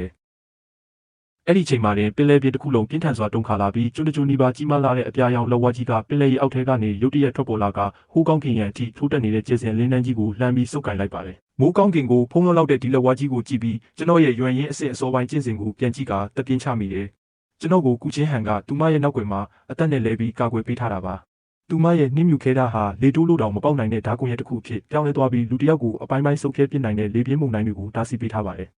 ကုချင်းဟန်ရဲ့မျက်နှာအမူအရာကတကယ်ကိုတီကြီးလေးနဲ့လွန်လာတယ်ကြောက်စိမ့်လိုဖြူစင်သွေရတဲ့သူမရဲ့လက်ချောင်းလေးတွေဟာအင်အားကိုအလွန်မင်းသုံးထားရတဲ့အတွက်ကြောင့်လက်စစ်လေးတွေဖြူဖြိုးလို့နေတယ်ဒီဘေးဒုက္ခဟာကျဲစင်ကြောက်တတူရရဲ့ဆွဲဆောင်မှုကြောင့်ပေါ်လာတာဆိုတာကိုသူမကောင်းကောင်းသိတယ်သူ့ရဲ့စိတ်ဝိညာဉ်ကဒီနေမြေတစ်ခုလုံးကိုပိတ်ဆို့ထားပြီးဖြစ်လို့ကျွန်တော်တို့ပြေးလို့မလွတ်ပါဘူးထိတ်တိုက်ရင်ဆိုင်ဖို့ပဲရှိပါတော့တယ်ကျွန်တော်အဲ့ဒီကြောက်တတူရိုင်းကိုလှမ်းကြည့်လိုက်မိတယ်သူဟာကောင်းကင်ကနေကြွေကျလာတဲ့ကျဲတပွင့်လိုတောက်ပတ်လုံးနေပြီးသူ့စီကနေထွက်ပေါ်လာတဲ့ဆွဲဆောင်မှုရှိတဲ့ရနံ့တွေကြောင့်ကျွန်တော်ရဲ့ရွံရင်းကျင့်စဉ်ကိုတော့မငြိမ်မသက်ဖြစ်စေပါတယ်စိတ်ထဲမှာဖေဖေတက်လိုက်တော့ဒီပစုံထုတ်ကြီးကအခွန်အလုပ်ပဲရှိတာသူ့ရဲ့စိတ်ဝိညာဉ်ကဒဏ်ရာရထားတာမို့လို့ဖေဖေရဲ့စွမ်းအားတွေကိုသူကြောက်နေတယ် အဲ့ဒီတောက်ပနေတဲ့ကြောက်တုံးကိုမြန်မြန်လူလိုက်အဲ့ဒါကိုစားပြီးရင်တားခြေထောက်တွေထွက်လာတော့မယ်လို့ခံစားနေရတယ်ဆိုတဲ့အတန်ကိုကြားလိုက်ရပါတယ်အဲ့ဒီလက်ဝါးကြီးကကြောက်တတုရိုင်းကိုချီဖြတ်တော့မဲ့အခိုက်အတန့်မှာပဲကျွန်တော်ဓာတ်ကွန်ရက်ထဲကနေဝုန်းကနေပြေးထွက်လိုက်ပြီးအရှိန်ဟုန်နဲ့အပြာရောင်လက်ချောင်းကြားတဲ့ကိုတိုးဝင်လိုက်ပါတယ်ကျွန်တော်ရဲ့စွမ်းအားတွေပါဝင်တဲ့လက်ဝါးကိုကြီးမားလာတဲ့လက်ချောင်းပေါ်ဖိချလိုက်တဲ့အခါမှာတော့တာရဲကြီးဟာပြင်းထန်စွာတုံးလှုပ်သွားခဲ့ရတယ်ဒါကစိတ်ဝိညာဉ်ရဲ့နှက်ဆိုင်တဲ့တနေရာကလာတဲ့ဖိနှိပ်မှုမျိုးပဲသူ့ရဲ့သက်ဆောင်စွမ်းအားတွေကတိတ်ကိုအားကောင်းလွန်းလာတယ်နှစ်ပေါင်းတောင်းချီစုပုံထားတဲ့မျက်ခြောက်ပုံကြီးလိုဖြစ်နေပြီးကျွန်တော်ရဲ့စွမ်းအားကတော့အဲ့ဒီမျက်ခြောက်ပုံတွေကိုကြားရောက်သွားတဲ့မိဘလေးတစ်ခုလိုပါပဲကျွန်တော်အော်ဟစ်လိုက်ပြီးခန္ဓာကိုယ်ထဲကစွမ်းအားတွေကိုအယူမှုလေပတ်စေလိုက်တယ်။တာရဲကြီးဘာဖြစ်သွားမှန်းမသိလိုက်ခင်မှာပဲသူ့ခန္ဓာကိုယ်ထဲကစွမ်းအားတွေဟာကျွန်တော်လက်မောင်းကတဆင့်ခန္ဓာကိုယ်ထဲကိုစီးဝင်လာပြီးကုချင်းဟန်ရဲ့ဘိုက်ထဲကိုဓာတ်ရိုက်စီးဆင်းသွားပါတော့တယ်။ဝုန်းကနေမြည်တန်တဲ့အတူကျင်းစင်ကြောက်တတုရိုင်းဟာလက်သီးရွယ်လောက်အထိတင်းငယ်သွားပြီးအလင်းတစ်ခုအဖြစ်ကုချင်းဟန်ရဲ့ရင်ခွင်ထဲကိုတိုးဝင်သွားခဲ့ပါတယ်။တာရဲကြီးဟာမကြေမနက်နဲ့အော်ဟစ်လိုက်ပြီးကြီးမားလာတဲ့အပြာရောင်လက်မောင်းကြီးကလူအများရှိမှတင်ချက်ချင်းခြောက်ကပ်သွားကနောက်ဆုံးမှာတော့ပင်လယ်ထဲမှာပြားအဖြစ်လွင်ပါပြောက်ကွယ်သွားပါတော့တယ်။ကွင်းပြင်တစ်ခုလုံးတိတ်ဆိတ်သွားခဲ့ရတယ်။တေရင်းကနေလွတ်မြောက်လာတဲ့ကြင်ကြံသူတွေဟာတရဲတစီကိုမြင်လိုက်ရတယ်လို့မျိုးကျွန်တော်ကိုဝိုင်းကြည့်နေကြတယ်။ကြောက်တတူရိုင်းကိုရလိုက်ပြီးဖြစ်ပေမဲ့တက်ပြင်းတောင်ကောင်းကောင်းမချရသေးခင်မှာပဲကျွန်တော်ခါနာကတင်းကျပ်သွားတာကိုခံစားလိုက်ရတယ်။ကုချင်းဟန်ကကျွန်တော်နာကိုချက်ချင်းရောက်လာခဲ့တာပါ။သူမရဲ့မျက်နှာလေးဟာရဲတွနေပြီးမျက်ဝန်းတွေထဲမှာတော့ထိတ်လန့်မှုတွေပြည့်နေတယ်။ကျွန်တော်ငုံကြည့်လိုက်တော့ကြောပြင်တစ်ခုလုံးချွေးစည်းတွေနဲ့ဆူရွှဲနေတာကိုတွေ့လိုက်ရတယ်။ကုချင်းဟန်ရဲ့ဖောင်းနေတဲ့ဘိုက်ထဲကနေခရမ်းရောင်ရွှေအလင်းတန်းတွေထွက်ပေါ်လာပြီးဝစ်စုံကိုတောင်ဖောက်ထွက်မတက်အားကောင်းလွန်းတယ်။တကဘာလုံးကိုဖျက်ဆီးပစ်နိုင်လောက်တဲ့စွမ်းအားလိုင်းတွေဟာအယူမှုထွက်ပေါ်လာနေပါတယ်။ဖေဖေမေမေရေမရတော့ဘူးတားထွက်လာတော့မယ်လူမရှိတဲ့နေရာကိုမြ мян ရှာသားအောင်မထားနိုင်တော့ဘူးကျွန်တော်စိတ်ထဲကအတန်ကတော့ငိုးတန်းတောင်ပါနေပါပြီကျွန်တော်လည်းဘာလို့ရမှန်းမသိဆုံးသွားခဲ့ရတယ်ဒီလိုရန်သူတွေဝိုင်းနေတဲ့ပင်လယ်ထဲမှာမှမင်းကထွက်လာတော့မယ်ဟုတ်လားကျွန်တော်ကုချင်းဟန်ကိုကောက်ချီလိုက်ပြီးဘာကူမှဂယုမဆိုင်နိုင်တော့ပဲခုနကလူယူထားတဲ့တားရဲရဲ့စွမ်းအားတွေကိုတိုက်ရိုက်လောင်ကျွမ်းစေလိုက်တယ်ခြေဘွားအောက်မှာအနက်ရောင်တိမ်တိုက်တစ်ခုပေါ်လာပြီးကြင်ကြံသူအမြောက်များရဲ့ထိတ်လန့်နေတဲ့မျက်ဝန်းတွေရှိပါတယ်လျှို့ဝှက်နေမြေရဲ့အနက်ဆိုင်ဆုံးတေမင်းတမန်အရက်စီကိုအမြန်ဆုံးမောင်းနှင်ထွက်ပြေးခဲ့ပါတယ်ကျွန်တော်ကောင်းထဲမှာတော့ဒီကောင်လေးမမွေးခင်မှာပဲသူ့အဖေနဲ့အမေကိုစွမ်းအားတွေနဲ့မချေမုန်းပြစ်ပါစေနဲ့လို့ပဲဆူတောင်းနေမိတယ်ဒီအချိန်မှာကျွန်တော်ရင်ခွင်ထဲကကုချင်းဟန်ကကျွန်တော်အင်ဂျီကော်လာကိုတင်းတင်းကြပ်ကြပ်စုပ်ကင်ထားပြီးသူမရဲ့နဖူးပြင်မှာလည်းချွေးဆက်လေးတွေနဲ့ပြည့်နေတယ်သူမကကျွန်တော်အနာကိုကပ်ပြီးတူတူလေးပြောရှာတယ်ကြမ်းချန်ငါသာအသက်မရှင်နိုင်တော့ရင်မင်းကလေးကိုခေါ်ပြီးဝေးနိုင်သမျှဝေးအောင်ပြေးပါငါရှိနေတဲ့၍မင်းတို့ဘယ်သူမှမသိစေရဘူးကျွန်တော်ရဲ့မိကိုရောင်စွမ်းအားတွေဟာအဲ့ဒီခိုက်တက်မှာပဲစိမ့်လန်းဆူပြေတဲ့တက်ဆောင်စွမ်းအားတွေဖြစ်ပြောင်းလဲသွားပါတယ်ကျွန်တော်သူမကိုပွေ့ချီပြီးကျဲစင်တေမင်းတမန်လို့ခေါ်တဲ့လှုပ်ဝက်နယ်မြေထဲမှာဖြတ်တန်းပြေးသွားခဲ့တယ်ပတ်ဝန်းကျင်မှာတော့ရွံရင်အဆင့်ကျင့်ကြံသူကိုတော့အပိုင်းပိုင်းဖြတ်တောက်နိုင်တဲ့အာကာသမုန်တိုင်းတွေရှိနေပေမဲ့ကုချင်းဟန်ရဲ့ဘိုက်ထဲကထွက်ပေါ်လာတဲ့ရွှေရောင်လင်းတန်းတွေကြောင့်အဲ့ဒီမုန်တိုင်းတွေဟာအလိုလျောက်ပြောက်ကွယ်သွားခဲ့ရတယ်ဒါကကိုဝင်ဆောင်တာမဟုတ်တော့ပဲဘိုက်ထဲမှာစက်ကြောလာငယ်တစ်ခုကိုလွှဲထားရတယ်လို့ပါပဲကျွန်တော်တဘာဝအတိုင်းဖြစ်ပေါ်နေတဲ့ကုတစ်ခုကိုရှာတွေ့ခဲ့ပြီးစွမ်းအားတွေနဲ့အကာအကွယ်အတားအဆီးတွေကိုချထားလိုက်ပါတယ်သူမကိုအသားအရချပေးလိုက်တဲ့အချိန်မှာပဲဘိုက်ထဲကလှုပ်ရှားမှုကအထုပ်ထိပ်ကိုရောက်ရှိသွားခဲ့ပါတယ်ဖေဖေမရတော့ဘူးဒီကြောက်တုံးရဲ့စွမ်းအားကတိတ်ပြင်းတယ်တားရဲ့အစာအိမ်ပောက်ကွဲတော့မယ်ဖေဖေရဲ့စွမ်းအားကိုခဏလောက်ချီးပေးပါနည်းနည်းတော့နားလိုက်မယ်ဖေဖေအောင့်ထားနော်ကျွန်တော်ဘာမှတော့ပြန်မပြောနိုင်သေးခင်မှာပဲစူးရွားလာတဲ့စုပ်ဖြဲခံရမှုဝေဒနာကဝမ်းပိုက်ထဲကနေပောက်ကွဲထွက်လာခဲ့ပါတယ်ကိုချီဖြက်ခံလိုက်ရတဲ့စက်ပစ္စည်းတစ်ခုလိုခံစားလိုက်ရပြီးတွေးကြောတိုင်းတွေးဆက်တိုင်းဟာစွမ်းအားတစ်ခုရဲ့စုပ်ယူခြင်းကိုခံလိုက်ရတယ်ကျွန်တော်မခံမရက်နိုင်ပဲအော်ဟစ်မိလိုက်တဲ့အခါမိကိုရောင်စွမ်းအားတွေဟာတွေးကြောတွေလိုဖြစ်ပေါ်လာပြီးကုချင်းဟန်ရဲ့ဘိုက်စီကိုအကုန်လုံးရောက်ရှိသွားပါတော့တယ်အဲ့ဒီခိုက်တက်မှာကျွန်တော်ရဲ့အသိစိတ်ဟာအရေးပြားကိုဖောက်ထွက်သွားပြီးအလွန်ထိတ်လန့်စရာကောင်းတဲ့မြင်ကွင်းတစ်ခုကိုမြင်လိုက်ရတယ်ကုချင်းဟန်ရဲ့ကြဲပြောလာတဲ့စွမ်းအားတွေအလဲမှာခရမ်းရွှေရောင်ဝစ်စုံဝတ်ထားတဲ့လက်ဝါးခန္ဓာရှိတဲ့ကောင်လေးတစ်ယောက်ဟာဓာတ်တလက်ကိုကင်ပြီးကပ်ခုံနေတာပါအဲ့ဒီဓာတ်ကကြောက်တတူရိုင်းရဲ့အကျွင်းကြံတွေကနေဖြစ်ပေါ်လာတဲ့ဓာတ်ဖြစ်ပြီးကောင်လေးရဲ့မျက်နှာသွင်းမြင်ကကျွန်တော်မျက်နှာကိုပုံတူကူးထားတယ်လို့ပါပဲသူကကျွန်တော်စီကစွမ်းအားတွေကိုအယူမှုစုပ်ယူရင်းဓာတ်ကိုလွှဲခုံနေတာဖြစ်ပြီးဓာတ်တစ်ချက်လွှဲလိုက်တိုင်းကုချင်းဟန်ရဲ့ကျင့်စဉ်တွေကပုံမအားကောင်းလာပါတယ်ဝုန်းခနဲ့မိတန်တဲ့အတူစွမ်းအားတွေကကုချင်းဟန်ရဲ့ခန္ဓာကိုယ်ထဲကနေပောက်ကွဲထွက်လာပြီးကျွန်တော်ကူနန်ရန်စီကိုလွှင့်စင်သွားခဲ့ရတယ်အတွင်းကလေးစားတွေအကုန်နာကျင်နေပေမဲ့ဂယုမဆိုင်နိုင်ပဲမျက်လုံးပြူပြီးကြည့်နေမိတယ်ကုချင်းဟန်ကလေထဲမှာဝဲပြန်နေပြီးသူမရဲ့စပင်းနဲ့ကြီးဟာချက်ချင်းဆိုသလိုငွေရောင်စပင်းတွေအဖြစ်ပြောင်းလဲသွားခဲ့ပါတယ်ပတ်ဝန်းကျင်မှာရှိနေတာကရိုးရိုးစီးနေတာအရှိန်ဝါမဟုတ်တော့ပဲမြင့်မြတ်လာတဲ့တာဝူအရှိန်ဝါတွေဖြစ်လို့နေတယ်သူမဟာကလေးမွေးခါနီးပယံပရာဖြစ်နေတဲ့အချိန်မှာပဲအဲ့ဒီကောင်လေးရဲ့အယူမှုစုပ်ယူမှုကြောင့်ကြင်ကြံသူတွေအိမ်မက်မက်ရတဲ့မဟာယာနအဆင့်ကိုချင်းနှင်းဝင်ရောက်သွားခဲ့တာပါကုချင်းဟန်ကမြေပြင်ပေါ်ကိုအသားအရပြန်လဲတက်ဆင်းလာခဲ့တယ်။ငကိုကအေးဆက်လာတဲ့မျက်ဝန်းတွေဟာအခုတော့ကျဲစင်တွေလိုနှက်ဆိုင်နေပြီးသူမရဲ့ဘိုက်ကိုပြန်လဲငုံကြည့်တဲ့အမူအရာကတကယ်ကိုရှုပ်ထွေးလွန်းလာပါတယ်။ခရမ်းရွှေရောင်အလင်းတန်းတွေကွယ်ပြောက်သွားပြီးနောက်ဘဝလုံနေတဲ့ကောင်လေးရဲ့အတန်ကထပ်မံထွက်ပေါ်လာပြန်ပါတယ်။တီလေးလွတ်သွားတဲ့ဗျာကြင်ကြံချင်းလောကမှာအစားလုံးကြုံစားလို့ဗိုက်ပြက်ကြတဲ့ပထမဆုံးကလေးဖြစ်တော်မလို့ဖေဖေမေမေကတော့အစ်စ်တက်သွားပြီ။ဒါလည်းဒုတိယအဆင့်ပြန်လဲဖွဲ့စည်းမှုကိုပြီးသွားပြီးအခုဆိုတိုးမီသားစု3ယောက်ဒီလိုဝက်နေမြေထဲမှာဘသူ့ကိုမှကြောက်စရာမလိုတော့ဘူးဆိုတဲ့အတန်ကျွန်တော်ကြားလိုက်ရတယ် ကျွန်တော်ခါးကိုနှိမ့်နေနေတော့မှပဲပါးပြင်ပေါ်ကိုအေးဆက်ဆက်လက်ချောင်းလေးတွေလာထိတာကိုခံစားလိုက်ရတယ်ကျွန်တော်စွန့်သွားခဲ့ရတယ်တစ်ချိန်ကကျွန်တော်ကိုဓာတ်နဲ့တစ်ချက်တည်းတက်ပစ်ချင်ခဲ့တဲ့ဆရာသခင်မကအခုတော့ကျွန်တော်မျက်နှာကိုတန်ရောစင်ကြီးစွာနဲ့အသားရပုတ်တက်ပေးနေရှာပါတယ်ကျွန်တော်ကူအပြင်ဘက်ကိုလှမ်းကြည့်လိုက်မိတယ်အကာအကွယ်အတားဆီးတွေရှိနေပေမဲ့အပြင်ကအခြေအနေကိုတော့ကျွန်တော်ကောင်းကောင်းခံစားသိရှိနေပါတယ်ခုနကတင်ဖြစ်သွားခဲ့တဲ့မဟာယာနအဆင့်ကိုဖောက်ထွက်လိုက်တဲ့လှုပ်ခတ်မှုကြောင့်လက်ရှိနေမြေတစ်ခုလုံးမှာရှိတဲ့အဆင့်မြင့်ကျင့်ကြံသူတွေအားလုံးဟာဒီနေရာကိုအယူအမူဥတီလာနေကြပြီးသူတို့တွေဒီကလေးလေးကိုလိုချင်နေကြမှန်းကျွန်တော်သိတာပေါ့ကုချင်းဟန်ကမြေပြင်ပေါ်ကနှင်းမြူခဲသားကိုပြန်ကောက်လိုက်တယ်ဒါပေမဲ့ဒီအချိန်မှာတော့အဲ့ဒီဓာတ်ကိုနှင်းမြူခဲသားလို့ခေါ်လို့မရတော့ဘူးခုနကနတ်ဖျားလင်းရဲ့စေကြောတန့်စင်မှုကိုခံယူပြီးနောက်ဓာတ်တော်ပုံမှာရွှေဝါရောင်တင်ကေတအမတ်သားတွေစီးဆင်းနေပြီးထွက်ပေါ်လာတဲ့ဝိညာဉ်ဖိအားကြောင့်ပဝင်းကျင်ကဟင်းလင်းပြင်တောင်ကွင်းညွတ်တုံခါနေရတယ်ကျွန်တော်ကတော့အေးဆက်ဆက်တစ်ချက်ပြုံးပြီးဖြည်းဖြည်းချင်းမတက်ရက်လိုက်တယ်အခုကျွန်တော်ပုံစံကတော်တော်လေးစုပ်ပြတ်တက်နေပြီးကြင်ကြံမှုအဆင့်ကလည်းတိဆောက်ခြင်းအထိကျဆင်းသွားခဲ့ပေမဲ့အရန်ကိုစိတ်ဝင်စားဖို့ကောင်းတဲ့အချက်တစ်ခုကိုကျွန်တော်ရှာဖွေတွေ့ရှိခဲ့တယ်ခုနကစွမ်းအင်ချင်းထိတ်တိုက်တွေ့မှုကြောင့်ကျွန်တော်ရဲ့ရုပ်ပိုင်းဆိုင်ရာဖွဲ့စည်းပုံကအကြီးအကျယ်ပြောင်းလဲသွားခဲ့ပြီးအခုကျွန်တော်ခန္ဓာကိုယ်ကဟင်းလင်းပြင်အိုးတစ်လုံးလိုဖြစ်သွားတာကြောင့်လောကမှာရှိတဲ့ဘလောက်ပဲကြမ်းတမ်းတဲ့ဝိညာဉ်စွမ်းအင်ကိုမစူစုပ်ယူနိုင်ပြီးတခဏချင်းမှာပဲလူသက်နိုင်တဲ့လေဟာပြင်အင်အားအဖြစ်ပြောင်းလဲပြနိုင်စွမ်းရှိသွားခဲ့ပြီလေသူတို့ကကျွန်တော်ကိုလူတိုင်းဝိုင်းလူစားလို့ရတဲ့ယတနာတစ်ခုလို့ထင်နေကြတာဆိုတော့ဒီကျန်းချန်အသားကဘလောက်တောင်ဝါရခက်လဲဆိုတာသူတို့ကိုသိအောင်လုပ်ပေးရတာပေါ့ကျွန်တော်ကုချင်းဟန်ရဲ့လက်ကိုဆွဲလိုက်တယ်မဟာယာနအဆင့်ရဲ့စွမ်းအားအရှိန်ဝါအောက်မှာကျွန်တော်တခါမှမခံစားဘူးတဲ့စွမ်းအားကိုခံစားလိုက်ရတယ်ဂူအပြင်ဘက်ကိုထွက်လာတဲ့အခါကျေကျွေနေတဲ့မိုးကောင်းကင်အောက်မှာနတ်သားအဆင့်ကျင့်ကြံသူအယောက်ပေါင်းများစွာဝိုင်းရံပိတ်ဆို့ထားကြတယ်အဲ့ဒီထဲမှာနတ်ဖျားပြောင်းလဲခြင်းအဆင့်ကအဖိုးကြီး၃ယောက်တောင်ပါသေးတယ်သူတို့ကကုချင်းဟန်ရဲ့ဘိုက်ကိုလောဘရာကြီးစိုက်ကြည့်နေကြတာဒါကိုမြင်လိုက်ရတဲ့ကုချင်းဟန်ကမျက်တောင်တစ်ချက်တောင်မခတ်ပဲလက်ကိုဝေယမ်းပြီးဓာတ်တစ်ချက်ထဲခုတ်လိုက်တယ်အဲ့ဒီဓာတ်ချက်ကကောင်းကင်ပြိုးမတက်အတန်ကြီးတွေထွက်မလာခဲ့ပေမဲ့ရွှေရောင်မြင်းတစ်ကြောင်ဟင်းလင်းပြင်ကိုဖျက်တမ်းသွားတယ်လို့ပဲဖြက်ဆိုတဲ့အတန်နဲ့အတူအဲ့ဒီနတ်ဖျားပြောင်းလဲခြင်းအဆင့်ပညာရှင်ရဲ့နယ်ပယ်ဟာရွှေရောင်မြင်းရှိမှစက်ကူစုပ်တစ်ခုလိုအပိုင်းပိုင်းပြတ်သွားခဲ့တယ်တကူလုံးကအော်ဘူးတောင်အချိန်မရလိုက်ပဲချက်ချင်းကိုနှစ်ချမ်းကွဲသွားပြီးထွက်ပြေးလွတ်မြောက်နိုင်ခြင်းမရှိခဲ့ဘူးကုချင်းဟန်ရဲ့အတန်ကစီးနှင်းလိုအေးဆက်နေပေမဲ့ညှင်းဆန်လို့မရတဲ့ဘရင်မတစ်ပါးရဲ့အရှိန်အဝါမျိုးရှိနေတယ်ကျွန်တော်သူမဘေးမှာရရင်ကြောင်အန်းဖြစ်နေတဲ့လူအုပ်ကြီးကိုပြုံးပြလိုက်တယ်အဲ့ဒီဓာတ်ချက်ရဲ့အရှိန်အဝါကြောင့်တင်မင်းနယ်မြေတစ်ခုလုံးတိတ်ဆိတ်ခြောက်ကပ်သွားခဲ့ရတယ်အဲ့ဒီပညာရှင်ရဲ့အလောင်းဟင်းလင်းပြင်းနဲ့မျိုးပါသွားတာကိုကြည့်ပြီးကျွန်တော်ရင်ထဲကမကျေနပ်ချက်တွေအားလုံးချက်ချင်းလွင့်ပြေသွားခဲ့ရတယ်ပြောရရင်မိမိကိုအကာအကွယ်ပေးမဲ့မဟာယာနအစဉ်ဆရာတခင်မတယောက်ရှိတာဟာဒီလိုယူသွဆရာကောင်းတဲ့ဘဝထဲမှာတခုတည်းသောစိတ်သက်သာရာရမှုပဲဒါပေမဲ့ကျွန်တော်ဝမ်းသာနေဖို့အချိန်မရှိဘူးဘာလို့လဲဆိုတော့ကုချင်းဟန်ရဲ့လက်ဘွားကနေအပူရှိန်တွေထွက်ပေါ်လာတာကိုခံစားလိုက်ရလို့ပဲကျွန်တော်လက်ကြည့်လိုက်တဲ့အခါသူမကမတ်တက်ရနေနိုင်သေးပေမဲ့မျက်ဝန်းထဲမှာတော့ရွှေရောင်မီးတောက်တွေဖြက်ခနဲပေါ်နေတာကိုတွေ့လိုက်ရတယ်ဒုက္ခပဲမိမိကခုနကအရှိန်ပြင်းပြင်းနဲ့အဆင့်တက်လိုက်တာရဲ့ကျွန်တော်ကလည်းအစာမကြေဖြစ်နေတာရဲ့ကြောင့်နတ်ဖျားစွမ်းအင်တွေပြန်ကန်ထွက်ကုန်ပြီအခုမိမိခန္ဓာကိုယ်ထဲမှာအပြင်းထန်လောင်မြိုက်နေတာအခုချက်ချင်းအပူမလျှော့ပေးရင်မဟာယာနအဆင့်ကနေမဟာယာနကိတ်မုတ်ဖုတ်ကြီးဖြစ်သွားလိမ့်မယ်ဆိုပြီးကျွန်တော်ခေါင်းထဲကအတန်ကစိုးရိမ်တကြီးအော်ပြောနေတယ်ကျွန်တော်လည်းအဲ့ဒီအချိန်မှာစိတ်ထဲကနေချိန်ဆမိတော့တာပဲဒီဘိုးတော်လေးကတော့အဖေဖြစ်သူကိုတမိနစ်မှအေးစစ်စစ်မနေခိုင်းဘူးအားလုံးပဲအသေးခံခြင်းတဲ့သူရှိရင်တက်လာခဲ့ကြအသေးမခံခြင်းရင်တော့လစ်လိုက်တော့သူတို့ကို6လန့်ဖို့အတွက်ကျွန်တော်ခက်တီတီအော်ဟစ်လိုက်တယ်ခုနကကုချင်းဟန်ရန်သူကိုတက်ခဲ့တဲ့အရှိန်အဝါကိုအသုံးချပြီးအဲ့ဒီနတ်သားအဆင့်ကျင့်ကြံသူအယောက်ပေါင်းများစွာကိုမိုင်ပေါင်းများစွာနောက်ဆုတ်သွားအောင်6လန့်ဖြစ်လိုက်တယ်ပြီးတော့ကျွန်တော်စကားအများကြီးမပြောဘဲကုချင်းဟန်ရဲ့ခါကိုဖတ်ပြီးတင်မင်းနယ်မြေရဲ့အနက်ရှိုင်းဆုံးနေရာကဟင်းလင်းပြေအကွဲချောင်းတွေကိုအလင်းနဲ့တစ်ခုအဖြစ်ဝင်ရောက်သွားခဲ့တယ်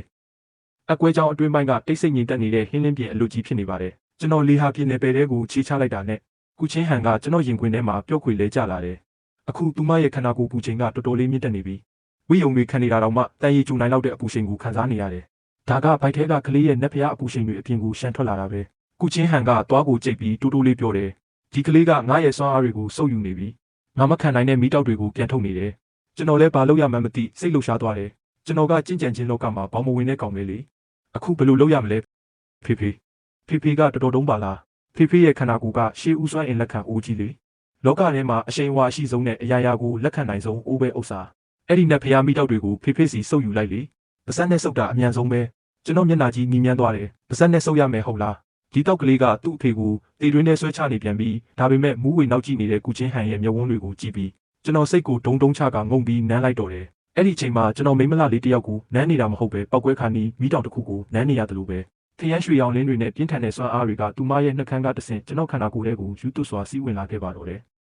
ဒီမဟာယာနအဆင့်ရဲ့ရုပ်ခန္ဓာကိုယ်တော်ပျက်စီးစေနိုင်တဲ့နတ်ဖျားမီးတောက်တွေဟာကျွန်တော်ခန္ဓာကိုယ်ထဲရောက်လာတဲ့အခါမှာတော့အေးဆက်6ကတ်တဲ့လေဟာပြင်းအားကြောင့်ချက်ချင်းပဲငြိမ်သက်သွားပြီးတန့်စင်တဲ့စွမ်းအားတွေအဖြစ်ပြောင်းလဲကကျွန်တော်ရဲ့အယိုးစစ်တွေကိုစတင်စေချိုးပေးပါတော့တယ်ကုချင်းဟန်ရဲ့ခန္ဓာကိုယ်ကတုန်ခါသွားပြီးမီးတောက်နေတဲ့အရှိန်အဝါတွေကငြိမ်သက်သွားခဲ့ပါပြီသူမရဲ့မျက်ဝန်းတွေကလည်းတဖြည်းဖြည်းချင်းအတိပြန်ဝင်လာပြီးအနီးနားမှာရှိနေတဲ့ကျွန်တော်ကိုကြည့်တဲ့မျက်ဝန်းကအံ့ဩရာကနေတဖြည်းဖြည်းယူသွတ်တဲ့အချစ်တွေအဖြစ်ပြောင်းလဲသွားတယ် သူမကတိုးတိုးလေးညှဉ်းညူရင်းကျွန်တော်ရဲ့လေပင်ကိုတိုင်းဖက်လာခဲ့တယ်ကျွန်တော်တို့ဟင်းလင်းပြအကွဲချောင်းထဲကနေပြန်ထွက်လာတဲ့အခါအပြင်ကကောင်းကင်ကြီးကပြောင်းလဲသွားခဲ့ပြီခုနကကျွန်တော်စုပ်ယူလိုက်တာပြင်းထန်သွားလို့လားမသိဘူးကျွန်တော်ရဲ့ကြင်ကြံမှုအဆင့်ကနှစ်သားအဆင့်ကိုကျော်ဖြတ်ပြီးနက်ဖျားပြောင်းလဲခြင်းအဆင့်ကိုတိုက်ရိုက်ရောက်ရှိသွားခဲ့ပြီဒါအပြင်ကျွန်တော်ရဲ့လေဟာပြင်းစွမ်းအားထဲမှာခရမ်းရွှေရောင်စီးဆင်းမှုတွေလည်းတိုးပွားလာခဲ့တယ်ဒီအချိန်မှာတင်မင်းနယ်မြေရဲ့ထွက်ပေါက်မှာတော့ရန်သူတွေစုပြုံနေတဲ့အပြင်ပိုပြီးအစွမ်းထက်တဲ့ကြင်ကြံသူတွေကမ္ဘာလောကကနေဖုံးကွယ်နေတဲ့အဖိုးကြီးတွေတောင်ပေါ်လာကြပါပြီအဲ့ဒီထဲကတယောက်ကတော့မဟာယာနအဆင့်အရှိန်အဝါတွေကိုထုတ်လုပ်ပြီးကျွန်တော်တို့ကိုစိုက်ကြည့်နေတယ်အဲ့ဒီအဖိုးကြီးကအတန်အောကြီးနဲ့ပြောလာတယ်လူငယ်လေးမင်းတို့စီကနတ်ဖျားမိတောက်တွေကိုစုပ်ယူတဲ့လှုပ်ဝက်ချက်ကိုအခုချက်ချင်းအပ်ရင်ငါမင်းတို့ကိုအလောင်းအပြည့်စုံနဲ့တေခွင့်ပေးမယ်ကျွန်တော်ကုချင်းဟန်ရဲ့လက်ကိုလှုပ်ပြီးဖြည်းဖြည်းချင်းရှေ့ကိုတက်လာခဲ့တယ်ဒီတစ်ချိန်မှာတော့ကျွန်တော်ဆရာကိုဝင်မကူခိုင်းတော့ဘူးခန္ဓာကိုယ်ထဲကပောက်ကွဲလို့မတက်ဆွမ်းအားတွေကိုခံစားရင်းမျက်ဝန်းထဲမှာခရမ်းရောင်လင်းတွေဖြစ်ခနဲ့ပေါ်လာတယ်အခုကျွန်တော်စမ်းကြည့်ခြင်းတယ်ခမားတို့လိုနှစ်ပေါင်းထောင်ချီတောင်းချီကျင့်ကြံထားတဲ့အယိုးတွေကကျွန်တော်သားလေးရဲ့တွားကြားညက်တာကိုဖယ်ဖို့အဆင်ပြေမပြေဆိုတာကိုပေါ့ကျွန်တော်လက်နှစ်ဖက်ကိုဖြတ်လိုက်တာနဲ့လေဟာပြင်းတဲ့ဘက်ကလုံးဝပွင့်ထွက်သွားပြီးမိုင်းနှဲငယ်အတွင်းမှာရှိတဲ့ဝိညာဉ်စွမ်းအင်တွေအားလုံးတစ်ခဏချင်းမှာပဲခန်းချောက်သွားခဲ့ရတယ်ကျင့်ကြံသူအားလုံးကထိတ်လန့်တုန်လှုပ်စွာနဲ့သူတို့ခန္ဓာကိုယ်ထဲကဝိညာဉ်တွေကကျုံဝင်သွားပြီးပင်ပန်းကြီးစွာကျင့်ကြံထားတဲ့စွမ်းအားတွေကဓာတ်ပေါက်တွေကနေတဆင့်ကျွန်တော်စီကိုအထိန်ချုပ်မရှိစီးဝင်လာကြတာပဲကျွန်တော်ကလူလောကထဲမှာရှောက်သွားနေတဲ့တွင်းနဲ့ကြီးတစ်ခုလိုပဲကျွန်တော်ဖြတ်တန်းသွားတဲ့နေရာတိုင်းမှာဟင်းလင်းပြင်တွေခြောက်တွေ့ပြီးအရာရာပျက်စီးကုန်တယ်အဲ့ဒီအဖိုးကြီးကပြန်ခုခံခြင်းပေမဲ့သူ့ရဲ့အတတ်ပညာတွေကကျွန်တော်နာကိုရောက်လာတာနဲ့ချက်ချင်းပြုံးဝင်ပျက်စီးသွားတာကိုတွေ့လိုက်ရတယ်ကျွန်တော်သူ့ရဲ့ဦးခေါင်းကိုလှမ်းကင်လိုက်ပြီးထွက်ပေါ်လာတဲ့စွမ်းအားတွေကိုတန့်စင်တဲ့အာဟာရတွေဖြစ်ပြောင်းလဲကကုချင်းဟန်စီကိုပြန်လဲဖြစ်တင်းပေးလိုက်ပါတယ်ဒီအချိန်မှာတုံလုံးနေကြတဲ့ကောင်းကင်ကကြင်ကြံသူတွေကိုကြည့်ပြီးကျွန်တော်ရင်ထဲမှာမကြုံစဘူးရဲရဲနဲ့စိတ်သက်တွေထွက်ပေါ်လာတယ်ဆရာကိုမလေးစားတာတွေတိတ်ခါပြက်တာတွေဘာမှဂရုမစိုက်တော့ဘူးဒီနေ့ကစပြီးဘသူကများကျွန်တော်မိမနဲ့ကလေးကိုထိရဲလဲထိတဲ့သူရဲ့ဂိုင်းတစ်ခုလုံးကိုခန်းချောက်သွားအောင်စုပ်ပစ်မယ်ကျွန်တော်လက်ကြည့်လိုက်တဲ့အခါဘိုက်ပူပူလေးနဲ့ဖြစ်နေပေမဲ့လက်သမီးတစ်ပါးလိုလှပနေစေဖြစ်တဲ့ကုချင်းဟန်ကမျက်ခုံးပင့်ပြတယ်ကျွန်တော်ကတော့သူမနဲ့ကလေးကိုခေါ်ပြီးရှန်ဝူကိုင်းကိုတွားရောက်ချေမုန်းဖို့ဆုံးဖြတ်လိုက်ပြီးကုချင်းဟန်ကကျွန်တော်ကိုကြည့်ပြီးနှက်ခမ်းတောင်းကနေပထမဆုံးအကြိမ်မိန်းကလေးတယောက်လိုချစ်စရာကောင်းတဲ့အပြုံးမျိုးပြုံးပြပြီးသူမရဲ့ခင်မုန်းဖြစ်သူကျွန်တော်စကားကိုပဲနားထောင်မဲ့အကြောင်းပြသလိုက်တယ်ရှန်ဝူကိုင်းအဲ့ဒါကဒီနယ်ပယ်တစ်ခုလုံးမှာဝါရအခက်ဆုံးအယုတ်တစ်ခုပဲသတင်းတွေအရသူတို့ဂိုင်းရဲ့တောင်ဆောက်စီရင်ကကောင်းကင်ကိုထက်တမဏိအစီနှစ်တွေနဲ့ပြုလုပ်ထားပြီးမျိုးဆက်အဆက်ဆက်ကမဟာယာနအဆင့်ဂိုင်းချုပ်တွေရဲ့အသက်နဲ့ယဉ်ပြီးတိုးလုပ်ထားတာကြောင့်ဟင်းလင်းပြအကွဲကြောင့်တော့ဖောက်ထွင်းလို့မရနိုင်တော့အောင်ခိုင်မာလွန်းလာပါတယ်ယခုချိန်မှာကျွန်တော်နဲ့ကုချင်းဟန်ကရှန်ဝူကိုင်းရဲ့မပျက်စီးနိုင်တဲ့ရွှေရောင်တကားကြီးရှိမှရောက်ရှိနေပါတယ်ကုချင်းဟန်ကလည်းလိမ္မာပါနှက်သောဇနီးကောင်းတဦးအဖြစ်ခံယူထားပြီးဖြစ်တယ်ဒါကြောင့်သူမရဲ့မဟာယာနအဆင့်ကျင့်ကြံခြင်းစွမ်းအားဟာတောင်တထောင်ကိုဓာတ်တစ်ချက်တည်းနဲ့ပြာကျစေနိုင်တော့လေယခုအချိန်တွင်တော့ကျွန်တော်နောက်ွယ်မှာငြိမ်သက်စွာရက်နေပေးရှာပါတယ်ဒါအပြင်လမ်းဘေးမှခူးလာခဲ့သည့်နှစ်တရာတက်တန်းရှိသောဝိညာဉ်သည်ကိုလည်းအေးလူလူကြိုက်ဝါးစားနေသေးတယ်ကျွန်တော်ကဇနီးတဲ့ကိုလှည့်ပြောလိုက်တယ်ဒါကိုတပြားတိုက်တယ်လို့မခေါ်ဘူးအရင်မြစ်တွေကိုစူးစီးတာလို့ခေါ်တယ်ကျွန်တော်ကိုပြန်ကြည့်လိုက်ရရင်ပတ်ထဲတွင်ရွံရင်အဆင့်သာမကပဲနက်ဖျားအဆင့်တို့ပင်တိတ်တဆိတ်ရောက်ရှိနေပြီဖြစ်ကြောင်းခံစားလိုက်ရတယ်ဇနီးတဲ့ကိုကျွန်တော်ကကလေးကခုနကတင်မဲ့လာပြောတယ်ရှန်ဝူကိုင်းကအနှစ်1000တက်တန်းရှိတဲ့ဥက္ကခဲတံမဏိတွေထဲမှာပါဝင်တဲ့ဝိညာဉ်စွမ်းအားတွေကသူ့အတွက်မွေးရပါအခြေခံကောင်းတွေဖြစ်လာစေမှာတဲ့ကလေးမမွေးခင်ကတည်းကတထုတက်တွေမချို့တဲ့စေရဘူးလေကျွန်တော်စိတ်ထဲမှာဘိုးတော်လေးကတော့တရေများပင်ယူကြနေပါတယ်ကျွန်တော်တပြင်းတစ်ချက်ချကရှေ့သို့ခြေတလန်းတိုးလိုက်တယ်ရှန်ဝူကိုင်းရဲ့ကင်းလက်တပည့်များဟာယခုချိန်တွင်ကြောက်လက်တုံရင်နေကြပြီးဓာတ်ကိုပင်မြင်းမြံအောင်မကင်နိုင်ပဲနောက်သို့တရွေ့ရွေ့ဆုတ်သွားကြပါတယ်ကျွန်တော်ကတော့ပြုံးပြလိုက်မိတယ်သို့တော့သူတို့မျက်လုံးထဲမှာတော့ဒါဟာမိစ္ဆာတကောင်ရဲ့အပြုံးမျိုးဖြစ်နေမှာပေါ့ကျွန်တော်သူတို့ကိုပြောလိုက်တယ်ကျွန်တော်ကခမားတို့ရဲ့ဂိုင်းချုပ်စီကနေပစ္စည်းတချို့ခဏလာချေးတာပါအကယ်၍သူမရှိဘူးဆိုရင်လည်းခမားတို့ရဲ့တကားကြီးကိုပဲချေးသွားရုံပေါ့ဗျာကျွန်တော်ညာဘက်လက်ကိုဖြင်းချင်းစွာမြောက်လိုက်ရလက်ဖွားထဲတွင်ခရမ်းရောင်နဲ့မိခိုးရောင်ရောရှက်နေတဲ့ဝိညာဉ်ဝဲကရက်တစ်ခုချက်ချင်းဖြစ်ပေါ်လာပါတယ်ဒီတစ်ချိန်မှာကျွန်တော်ဟာအင်အားချမ်းကြီးကိုမတုံးတော့ပဲနှစ်ပေါင်းတောင်းချီကြအောင်မပျက်စီးနိုင်ဟုကြော်ကြားသောတမဏိတကားကြီးပေါ်ကိုလက်ဖွားနဲ့တတလေးတင်လိုက်တယ်ကြီးမားသောပောက်ကွဲတန်ကြီးထွက်မလာခဲ့ပေမဲ့တွားချင်းလောက်စရာအကြီးပြောတမ်းများသာထွက်ပေါ်လာတယ်ရှန်ဝူကိုင်းတပည့်များရဲ့ထိတ်လန့်အော်နေတဲ့မျက်လုံးများရှိမှပဲထိုတကားကြီးဟာစက္ကန့်ပိုင်းတွင်မှလည်းအနက်ရောင်မှမိခိုးရောင်သို့ပြောင်းလဲသွားပြီးနောက်ဆုံးတွင်တဲကန်တာရမှတဲပွင့်များကဲ့သို့ဝုန်းကနေပြူကြကအပြာဖြစ်လွင့်စင်သွားတော့တယ်တကားကြီးတွင်မှဝိညာဉ်စွမ်းအားများဟာရွှေရောင်လင်းတန်းများအဖြစ်ပြောင်းလဲသွားပြီးကျွန်တော်လက်မောင်းမှတဆင့်ကုချင်းဟန်ရဲ့ဝမ်ပိုက်တွင်သို့တိုက်ရိုက်စီးဝင်သွားပါတယ်ကျွန်တော်စိတ်ထဲမှာတော့ကလေးငယ်ရဲ့လေကျင်တက်တံကိုကျေလောင်စွာကြားလိုက်ရပါတယ်ထိုအချိန်မှာရှန်ဝူကိုင်းရဲ့တခင်ထော်ပါဟန်ကဒေါသတကြီးပြေးထွက်လာတယ်မိမိတို့ဘိုးဘွားဆင်ဆက်လက်ထက်ကလေးကရှိခဲ့သောတကားကြီးဟာပြအဖြစ်ပြောင်းလဲသွားသည်ကိုမြင်လိုက်ရတဲ့အခါထိုအစင်းမြင့်ကျင့်ကြံသူကြီးဟာဒေါသကြောင့်တကိုယ်လုံးတုန်ရင်လာပြီးလက်ထဲမှာပစိန်ကြီးဟာလည်းမြည်ဟီးလာတော့တယ်။ဒါပေမဲ့သူရှိကိုတလန်းမြပင်မတိုးဝပါဘူး။အကြောင်းကသူဟာကုချင်းဟန်ကိုမြင်လိုက်ရတဲ့အပြင်သူမရဲ့ဝမ်ပိုက်ပုံမှာခရမ်းရွှေရောင်နက်ဖျားလင်းနှမ်းများကိုတွေ့လိုက်ရသောကြောင့်ဖြစ်တယ်။ကျွန်တော်ကအလွန်ရှက်မရှိသောမျက်နှာပေးဖြစ်ကျွန်တော်ဇနီးမှာအခုကိုဝင်အရေးအမာနဲ့မူခန္ဓာကိုယ်ကအားနည်းနေတဲ့အာဟာရတွေအများကြီးဖြစ်တင်မှုလိုအပ်နေလို့ပါ။ခမည်းတော်ရှမ်းဝူကိုင်းကဒီတမဏိတကားကြီးကိုဒီတိုင်းထားရင်လည်းတန်ချေးတက်သွားမှာပဲလေ။ ဒါကိုကျွန်တော်တို့ကိုပေးလူလိုက်ပြီးကြင်ကြံချင်းလောကရဲ့ကောင်းမွန်တဲ့ပုံမြင်တစ်ပုဒ်အဖြစ်ဖန်တီးလိုက်တာကပိုမကောင်းဘူးလားထော်ဘာဟန်ဟာဒေါသထွက်လွန်းတာကြောင့်မျက်လုံးများညှိမြန်းလာပြီးကျွန်တော်ကိုဆဲဆူရန်ပြင်လိုက်စင်ပါပဲရုတ်တရက်ကောင်းကင်ယံမှထူဆန်းသောရနက်တစ်ခုပြက်လွင့်လာတယ်မူလကကြည်လင်နေသောကောင်းကင်ကြီးဟာရုတ်တရက်ရွှေရောင်အကွဲကြောင်းကြီးတစ်ခုဖြစ်ပေါ်လာပြီးကြီးမားလာသောငှက်ကြီးတစ်ကောင်ပြန်တန်းလာပါတယ်သူ့ရဲ့ကြောပုံမှာအဖြူရောင်ဝတ်စုံကိုဆင်မြန်းထားတဲ့နတ်ဖျားလောကမှစေတမန်တဦးပါလာခဲ့တယ်ထိုခိုက်တက်မှာစူညံတန်အားလုံးငြိမ်ချသွားခဲ့ပါတယ်အကြောင်းမှာသူဟာနတ်ဖျားလောကကကင်းလက်စေတမန်တစ်ပါးရဲ့အရှိန်အဝါကြောင့်ပဲဖြစ်ပါတယ်စေတမန်ကလူသားလောကမှာကြင်ကြံသူများဖြစ်သောကြမ်းချမ်းနှင့်ကုချင်းဟန်တင်တို့သည်လောက၏စီးစနစ်ကိုဖျက်ဆီးပြီးမိစ္ဆာစွမ်းအားများကိုအလွဲသုံးစားလုပ်ကာကောင်းကင်ဘုံ၏ဝိညာဉ်စွမ်းအားများကိုခိုးယူခဲ့သည်နတ်ဖျားလောက၏အမိန့်အရတင်တို့နှစ်ယောက်လက်နက်ချအဖမ်းခံပြီးပြစ်ဒဏ်ခတ်ရနေရာသို့လိုက်ခဲ့ကြဟုမိန့်ဆိုလိုက်ပါတယ်ထိုစေတမန်ရဲ့အတန်ဟာစွမ်းအားများပါဝင်နေသဖြင့်ရှမ်းဟူကိုင်းမှာဂိုင်းသားများဝမ်းသာအားရဖြစ်သွားကြတယ်ကုချင်းဟန်ရဲ့လက်ကလေးတုံရင်သွားပြီးစွမ်းအားများပြန်လည်စုစည်းလာတာကိုကျွန်တော်ခံစားမိတယ်ဒါပေမဲ့ကျွန်တော်ကသူမရဲ့လက်ကိုပုတ်ကာနှစ်သိမ့်လိုက်ပြီးကောင်းကင်ယံမှမြင့်မြတ်လာသောစေတမန်ကိုမော့ကြည့်လိုက်တယ်အဲ့ဒီနောက်ဆေးတံကိုတစ်ချက်ဖွာကအငွေ့များကိုမှုတ်ထုတ်လိုက်ပြီးကုချင်းဟန်ဤဝမ်ဘိုက်ကိုလက်ညှိုးထိုးပြကပြောလိုက်တယ်။နတ်ဖျားတစ်ပါးဖြစ်ပြီးတော့ကိုဝင်ဆောင်မျိုးသမီးတစ်ယောက်ကိုအနိုင်ကျင့်ဖို့ကြိုးစားနေတာလား။ဒါကိုအပြင်လူတွေသိရင်ရေးစရာဖြစ်လိမ့်မယ်နော်။ကလေးကလည်းစိတ်ထဲတွင်ဒီငှက်လူသားရဲ့ခန္ဓာကိုယ်ပေါ်ကနတ်ဖျားစွမ်းအားတွေကတကယ်ကိုအစင်းမြင့်တာပဲ။တားလိုချင်တဲ့ဖေဖေဟုအလွန်စိတ်လှုပ်ရှားစွာအော်ဟစ်လိုက်တဲ့ဖြင့်ကျွန်တော်လန့်သွားရသေးတယ်။ကျွန်တော်တက်ပြင်းတစ်ချက်တော့ချလိုက်မိတယ်။ဒီတစ်ခေါက်နတ်ဖျားစေတမန်ရဲ့ကန်ဆာတာကတော့တကယ်ကိုမကောင်းရှာဘူး။ကျွန်တော်မျက်လုံးများကိုပင်းကြည့်လိုက်ရမျက်ဝန်းထဲတွင်မိခိုးရောင်လင်းနှမ်းများအရှိန်ဟုန်ပြင်းစွာတောက်ပလာပြီးရွှေရောင်နတ်ဖျားလင်းနှမ်းများကိုပင်လွှမ်းမိုးသွားတော့တယ်။နတ်ဖျားလောကမှာလာသည်ဆိုသောစေတမန်နှင့်စကားပြောနေဖို့အကြောင်းမရှိသည်ကိုကျွန်တော်သိလိုက်ရတယ်။ထိုခိုက်တန့်တွင်ကျွန်တော်ခန္ဓာကိုယ်ထဲမှစွမ်းအားများကိုမထိန်ချုပ်တော့ပဲတကိုယ်လုံးကိုမိခိုးရောင်လျှက်စီးတန်းကြီးတစ်ခုဖြစ်ပြောင်းလဲကကောင်းကင်ယံရှိနတ်ဖျားစေတမန်ထံသို့တိုက်ရိုက်ပြန်တက်သွားလိုက်တယ်။အရာခတ်သိမ်းကိုအရေးပြောစေနိုင်သောကျွန်တော်ရဲ့စွမ်းအားရှိမှအဲ့ဒီနတ်ဖျားအရှိန်အဝါဆိုတာဘာမှမဟုတ်တော့ဘူး။နတ်ဖျားစေတမန်ဟာဒေါသတကြီးအော်ဟစ်ပြီးလက်ကိုမြောက်ကကောင်းကင်လျက်စီတစ်ခုကိုဆေးလွတ်လိုက်တယ်။ဒါပေမဲ့ထိုလျက်စီဟာကျွန်တော်ထံကိုမရောက်လာမီမှာပဲကုချင်းဟန်ရဲ့ဝမ်ဘိုက်တွင်မှခရမ်းရောင်လင်းတဲ့တစ်ခုလက်ခနဲ့ဖြစ်သွားပြီးရွှေရောင်လက်ဝါးလေးတစ်ခုကောင်းကင်ပြင်ကိုဖောက်ထွက်ကပေါ်လာခဲ့တယ်။အဲ့ဒီလက်ဝါးကကောင်းကင်လျက်စီကိုလက်ဖြင့်စုပ်ကင်ပြီးပြင်းညစ်ပစ်လိုက်ရာဖြောက်ခန့်တဲ့အတန်နဲ့အတူလျက်စီတန်းဟာစိန်ပွင့်အစအနများကဲ့သို့ကြီးမွားသွားတော့တယ်။ထိုအစအနများမြေပြင်သို့မကျမီမှာပဲကျွန်တော်ကလက်ဖွားဖြင့်တင်းကျုံဖမ်းယူကဇနီးထံသို့လှမ်းပစ်ပေးလိုက်ပြီးမိမဖမ်းလိုက်တော့လို့အော်ပြောလိုက်တယ်။ကုချင်းဟန်ကလည်းအလွန်နားလည်မှုရှိစွာနဲ့သူမရဲ့စွမ်းအင်နယ်ပယ်ကိုဖြန့်ကျက်ကထိုလျက်စီအစအနများကိုအကုန်စင်စုံယူလိုက်တယ်။ထိုခိုက်တက်မှာသူမရဲ့မဟာယာနအစဉ်ကြင်ကြံခြင်းစွမ်းအားကတဖန်ပြန်လည်မြင့်တက်လာပြီးနတ်ဖျားအရှိန်အဝါများပုံမှုတိတ်သေးလာတယ်။ကျွန်တော်ကတော့နတ်ဖျားစီတမန်ရဲ့ရှေ့မောက်သို့ရောက်ရှိသွားပြီးဖြူစင်လှပသောငှက်ကြီးကိုကြည့်လိုက်တယ်။စာလောင်မှုတိတ်သောမိစ္ဆာတကောင်ကဲ့သို့ပြုံးလိုက်ပြီးစီတမန်မင်းခမရဲ့ငှက်ကတော်တော်လေးရတာရှိမှာပဲလို့ပြောလိုက်တယ်။ကျွန်တော်လက်တစ်ဖက်ဖြင့်စီတမန်ရဲ့ပခုံးကိုလှမ်းကင်လိုက်ပြီးအခြားလက်တစ်ဖက်ဖြင့်ငှက်ရဲ့လေပင်ကိုညှစ်လိုက်တယ်။ထိုခိုက်တက်ဟာရှံဝူကိုင်းရဲ့ကောင်းကင်ယံမှာလူတိုင်းတသက်မမေ့နိုင်စရာမြင်ကွင်းတစ်ခုဖြစ်လာပါတော့တယ်။အရင်ကဘသူမှမထိရဲတဲ့စီတမန်ဟာယခုတော့လေလျော့သွားတဲ့ဘောလုံးတစ်လုံးလိုဖြစ်သွားပြီးခန္ဓာကိုယ်အတွင်းမှနတ်ဖျားစွမ်းအားများတဖြည်းဖြည်းရုပ်လျော့လာပါတော့တယ်။မာနာကြီးလာတော့ငှက်ကြီးမှလည်းအော်ပင်မအော်နိုင်ပဲခန္ဓာကိုယ်တစ်ခုလုံးချက်ချင်းပင်ခြောက်ကပ်သွားတော့တယ်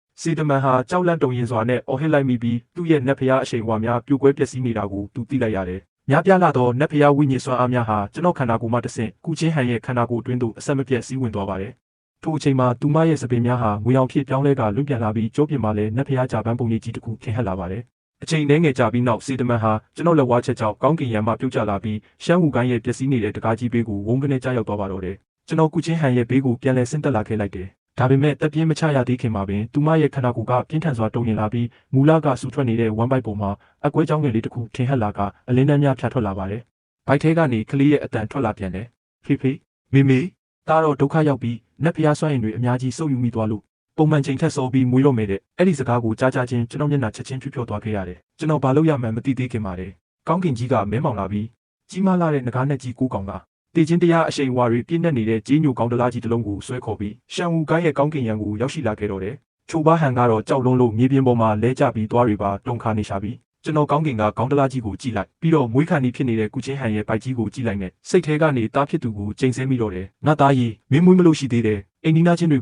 ုဘာလို့အများကြီးခေါ်လာရတာလဲလို့ကောင်းတလားကြီးကကောင်းကင်မှာလှုပ်ခတ်နေပြီးအဲ့ဒီကထွက်လာတဲ့စွမ်းရည်တွေကတာမန်မိစ္ဆာစွမ်းရည်မဟုတ်ပဲတက်ရှိအားလုံးကိုပျက်စီးစေနိုင်တဲ့တေချင်းတရားရဲ့အရှိန်အဝါတွေဖြစ်နေလို့ပဲရှမ်းဟူကိုင်းရဲ့ကြက်ရှိနေတဲ့တပည့်တွေကတော့မြေပြင်ပေါ်မှာပြပြဝစ်ဒူးထောက်နေကြရပြီးအသက်ရှူဖို့တောင်ခက်ခဲနေကြတာဒါကဒဏ္ဍာရီထဲကငကားကူးကောင်ဆွဲတဲ့ကောင်းတလားကြီးပဲရှမ်းဟူကလန်တခင်ချိုပါဟန်ကတော့စိတ်လွင့်တယ်လို့နဲ့ရေရွတ်နေမိရှာတယ်ဒဏ္ဍာရီထဲမှာသူတို့စင်တပါးကွယ်လုံးမှသာပေါ်လာတတ်တဲ့ဒီလိုမြင်ကွင်းမျိုးကအခုဘာလို့ဒီနေရာမှာပေါ်လာရတာလဲဆိုတာကိုသူတို့ဘလို့မှနားမလည်နိုင်ကြတော့ဘူးအဲ့ဒီအချိန်မှာတော့ဒါတွေကဘာလဲဆိုတာကိုကျွန်တော်လည်းဂရုမစိုက်နိုင်တော့ဘူးလေကုချင်းဟန်ရဲ့မျက်နှာဟာအလွန်မင်းပြည့်ရွေးနေတာကိုကျွန်တော်မြင်နေရတယ်သူမရဲ့ဝမ်းပိုက်ထဲကခရမ်းရွှေရောင်အလင်းတန်းတွေဟာအတွင်းဘက်ကိုအပြင်းထန်ကျုံဝင်နေခဲ့ပြီးဖေဖ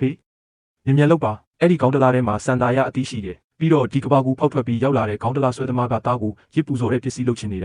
တာအဲ့ဒီခေါင်းတလားတွေကရှေးဟောင်းရုပ်အလောင်းရဲ့ဝိညာဉ်အရှိန်အဝါကိုတားရဲ့ခေါင်းတလားနဲ့အစားထိုးဖို့အတွက်ဖေဖေအဲ့ဒီအဖုံကိုမြ мян သွားဖွင့်လိုက်ပါမဟုတ်ရင်ဖေဖေသားကအတုပအသုံးအဆောင်ပစ္စည်းဖြစ်သွားတော့မယ်ကျွန်တော်ရဲ့စိတ်ထဲမှာတော့ကလေးလေးတယောက်ရဲ့စူးစူးဝါးဝါအတန်ဟာပထမဆုံးအကြိမ်ဖြစ်တုံလုံးချောက်ချမှုတွေနဲ့တူငိုရှိုက်စွာထွက်ပေါ်လာခဲ့တယ်ဒါကြောင့်ကျွန်တော်တကူလုံးဒေါသအကြီးနဲ့အာကာသဟင်းလင်းပြင်းတဲ့ကိုတဟုန်ထိုးခုန်တက်လိုက်မိတော့တယ်ဒီအချိန်မှာကျင့်စဉ်အဆင့်တန်းတွေကိုဂရုမစိုက်နိုင်တော့ပဲခန္ဓာကိုယ်တွေကပြတ်သုံးခြင်းအရင်မြင့်စွမ်းအင်အားလုံးကိုလောင်ကျွမ်းစေပြီးကျွန်တော်ဟာမိခိုးရောင်လေပြင်းမှုန်တိုင်းတစ်ခုအဖြစ်ပြောင်းလဲသွားခဲ့တယ်မဟာယာနအဆင့်ကျင့်ကြံသူတွေရဲ့ရုပ်ခန္ဓာကိုယ်တောင်စုပ်ပြဲပြစ်နိုင်တဲ့ပြတ်သုံးခြင်းလေပြင်းတွေကိုအန်တူရင်ရှီဟောင်းကြီးညိုရောင်ခေါင်းတလားကြီးစီကိုတိုက်ရိုက်ဥတီပြန်တန်းခဲ့တယ်ခေါင်းတလားကြီးနဲ့နီးကပ်လာလေဝိညာဉ်ရဲ့အနက်ဆိုင်ဆုံးနေရာကနေလာတဲ့အေးဓာတ်ကိုပို့ပြီးခံစားရလေပါပဲအဲ့ဒီငကားနဲ့ကိုးကောင်ဟာပုံရိပ်ရောင်တွေဖြစ်ပေမဲ့ငကားကြီးကွန်တိုင်းမှာတော့ရှေးဟောင်းကျင်းစာအခရာတွေထွင်းထူထားတာတွေ့ရတယ်ကျွန်တော်ဒေါသတကြီးဟိန်းဟောက်လိုက်ပြီးလက်သီးနှစ်ဖက်လုံးမှာမိခိုးခရမ်းရောင်ပြတ်သုံးခြင်းအရှိန်အဝါတွေကိုစူးစီးကကျွန်တော်နဲ့အနီးဆုံးငကားကောင်းစီကိုပြင်းပြင်းထန်ထန်ထိုးနှက်လိုက်တယ်ဝုန်းဆိုတဲ့အတန်ကြီးနဲ့အတူတစ်ချိန်ကမောက်မာဝင်ကြွားနေတဲ့ငကားနဲ့ပုံရိပ်ရောင်ဟာကျွန်တော်ရဲ့ပြတ်သုံးခြင်းစွမ်းရည်တွေနဲ့ထိတွေ့မိတဲ့ခဏမှာပဲစူးစူးဝါးဝါအော်ဟစ်ညီးတွားတန်တွေထွက်ပေါ်လာခဲ့တယ်ကျွန်တော်ရဲ့ရုပ်ခန္ဓာကအရာအလုံးချုပ်ငင်းရအရင်မြစ်ဖြစ်ပြီး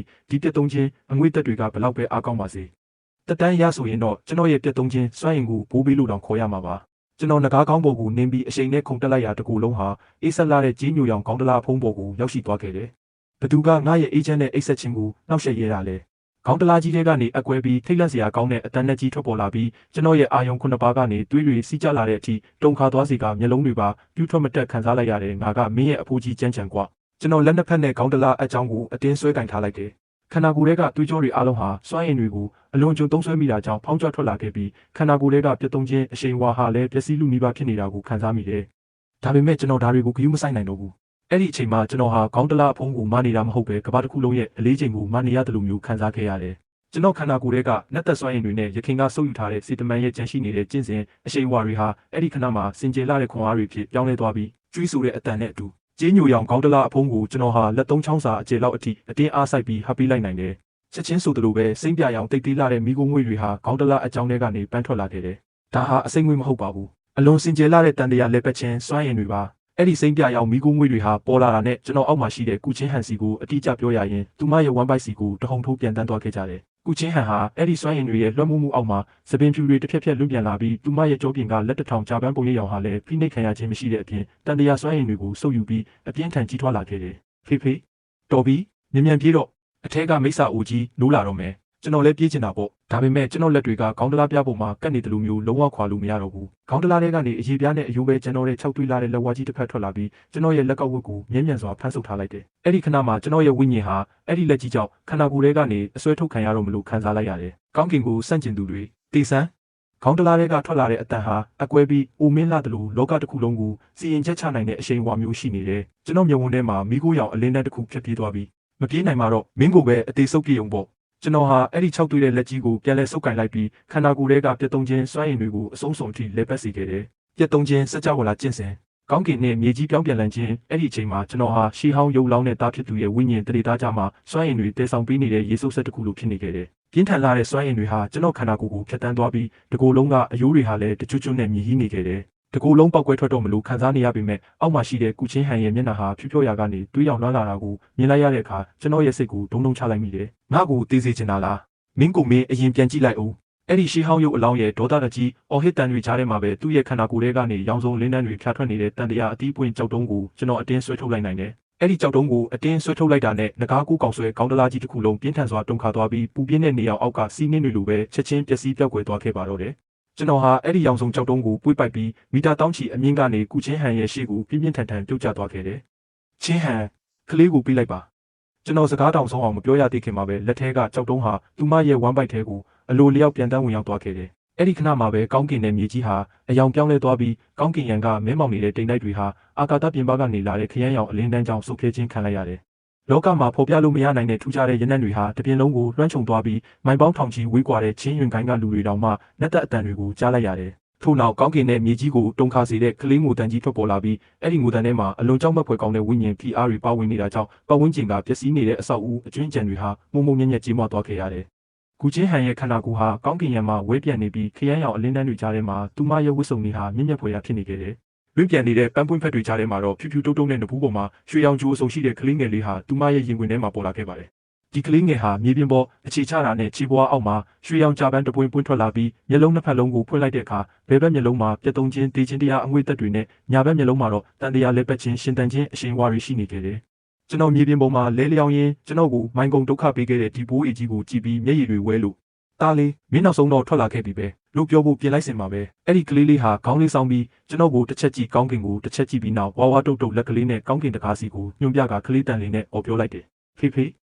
ခုနကခေါင်းတလားဆွဲတဲ့အဖိုးကြီးကလက်ဆောင်ပတ်စံအိမ်မပေးသေးဘူးတားလို့သွားလို့ရအောင်ကုချင်းဟန်လဲကြောင်သွားခဲ့ရတယ်သူမဟာမွေးမွေးချင်းလူရက်ဖို့ပဲအော်ဟစ်နေတဲ့ရင်ခွင်ထဲကကလေးဆိုးလေးကိုကြည့်လိုက်ပြီးတော့မြေပြင်ပေါ်မှာလဲနေတဲ့ကျွန်တော်ကိုကြည့်လိုက်လို့ရင်နောက်ဆုံးမှာတော့မအောင်နိုင်ပဲရဲချလိုက်မိတော့တယ်ဒီပြုံးဟာနှင်းတွေကိုအည်ပျော်စေပြီးပန်းပေါင်းများစွာပွင့်လန်းစေတယ်လို့ပါပဲဒါပေမဲ့ကျွန်တော်ကောင်းကောင်းသိလိုက်ရတာကတော့ကျွန်တော်ရဲ့ဒီဘဝတည်ဆုံးရမယ့်ဘဝဆိုးကြီးဟာဒုတိယအဆင့်ကိုအခုမှစတင်ဝင်ရောက်ခဲ့ပြီဆိုတာပါပဲ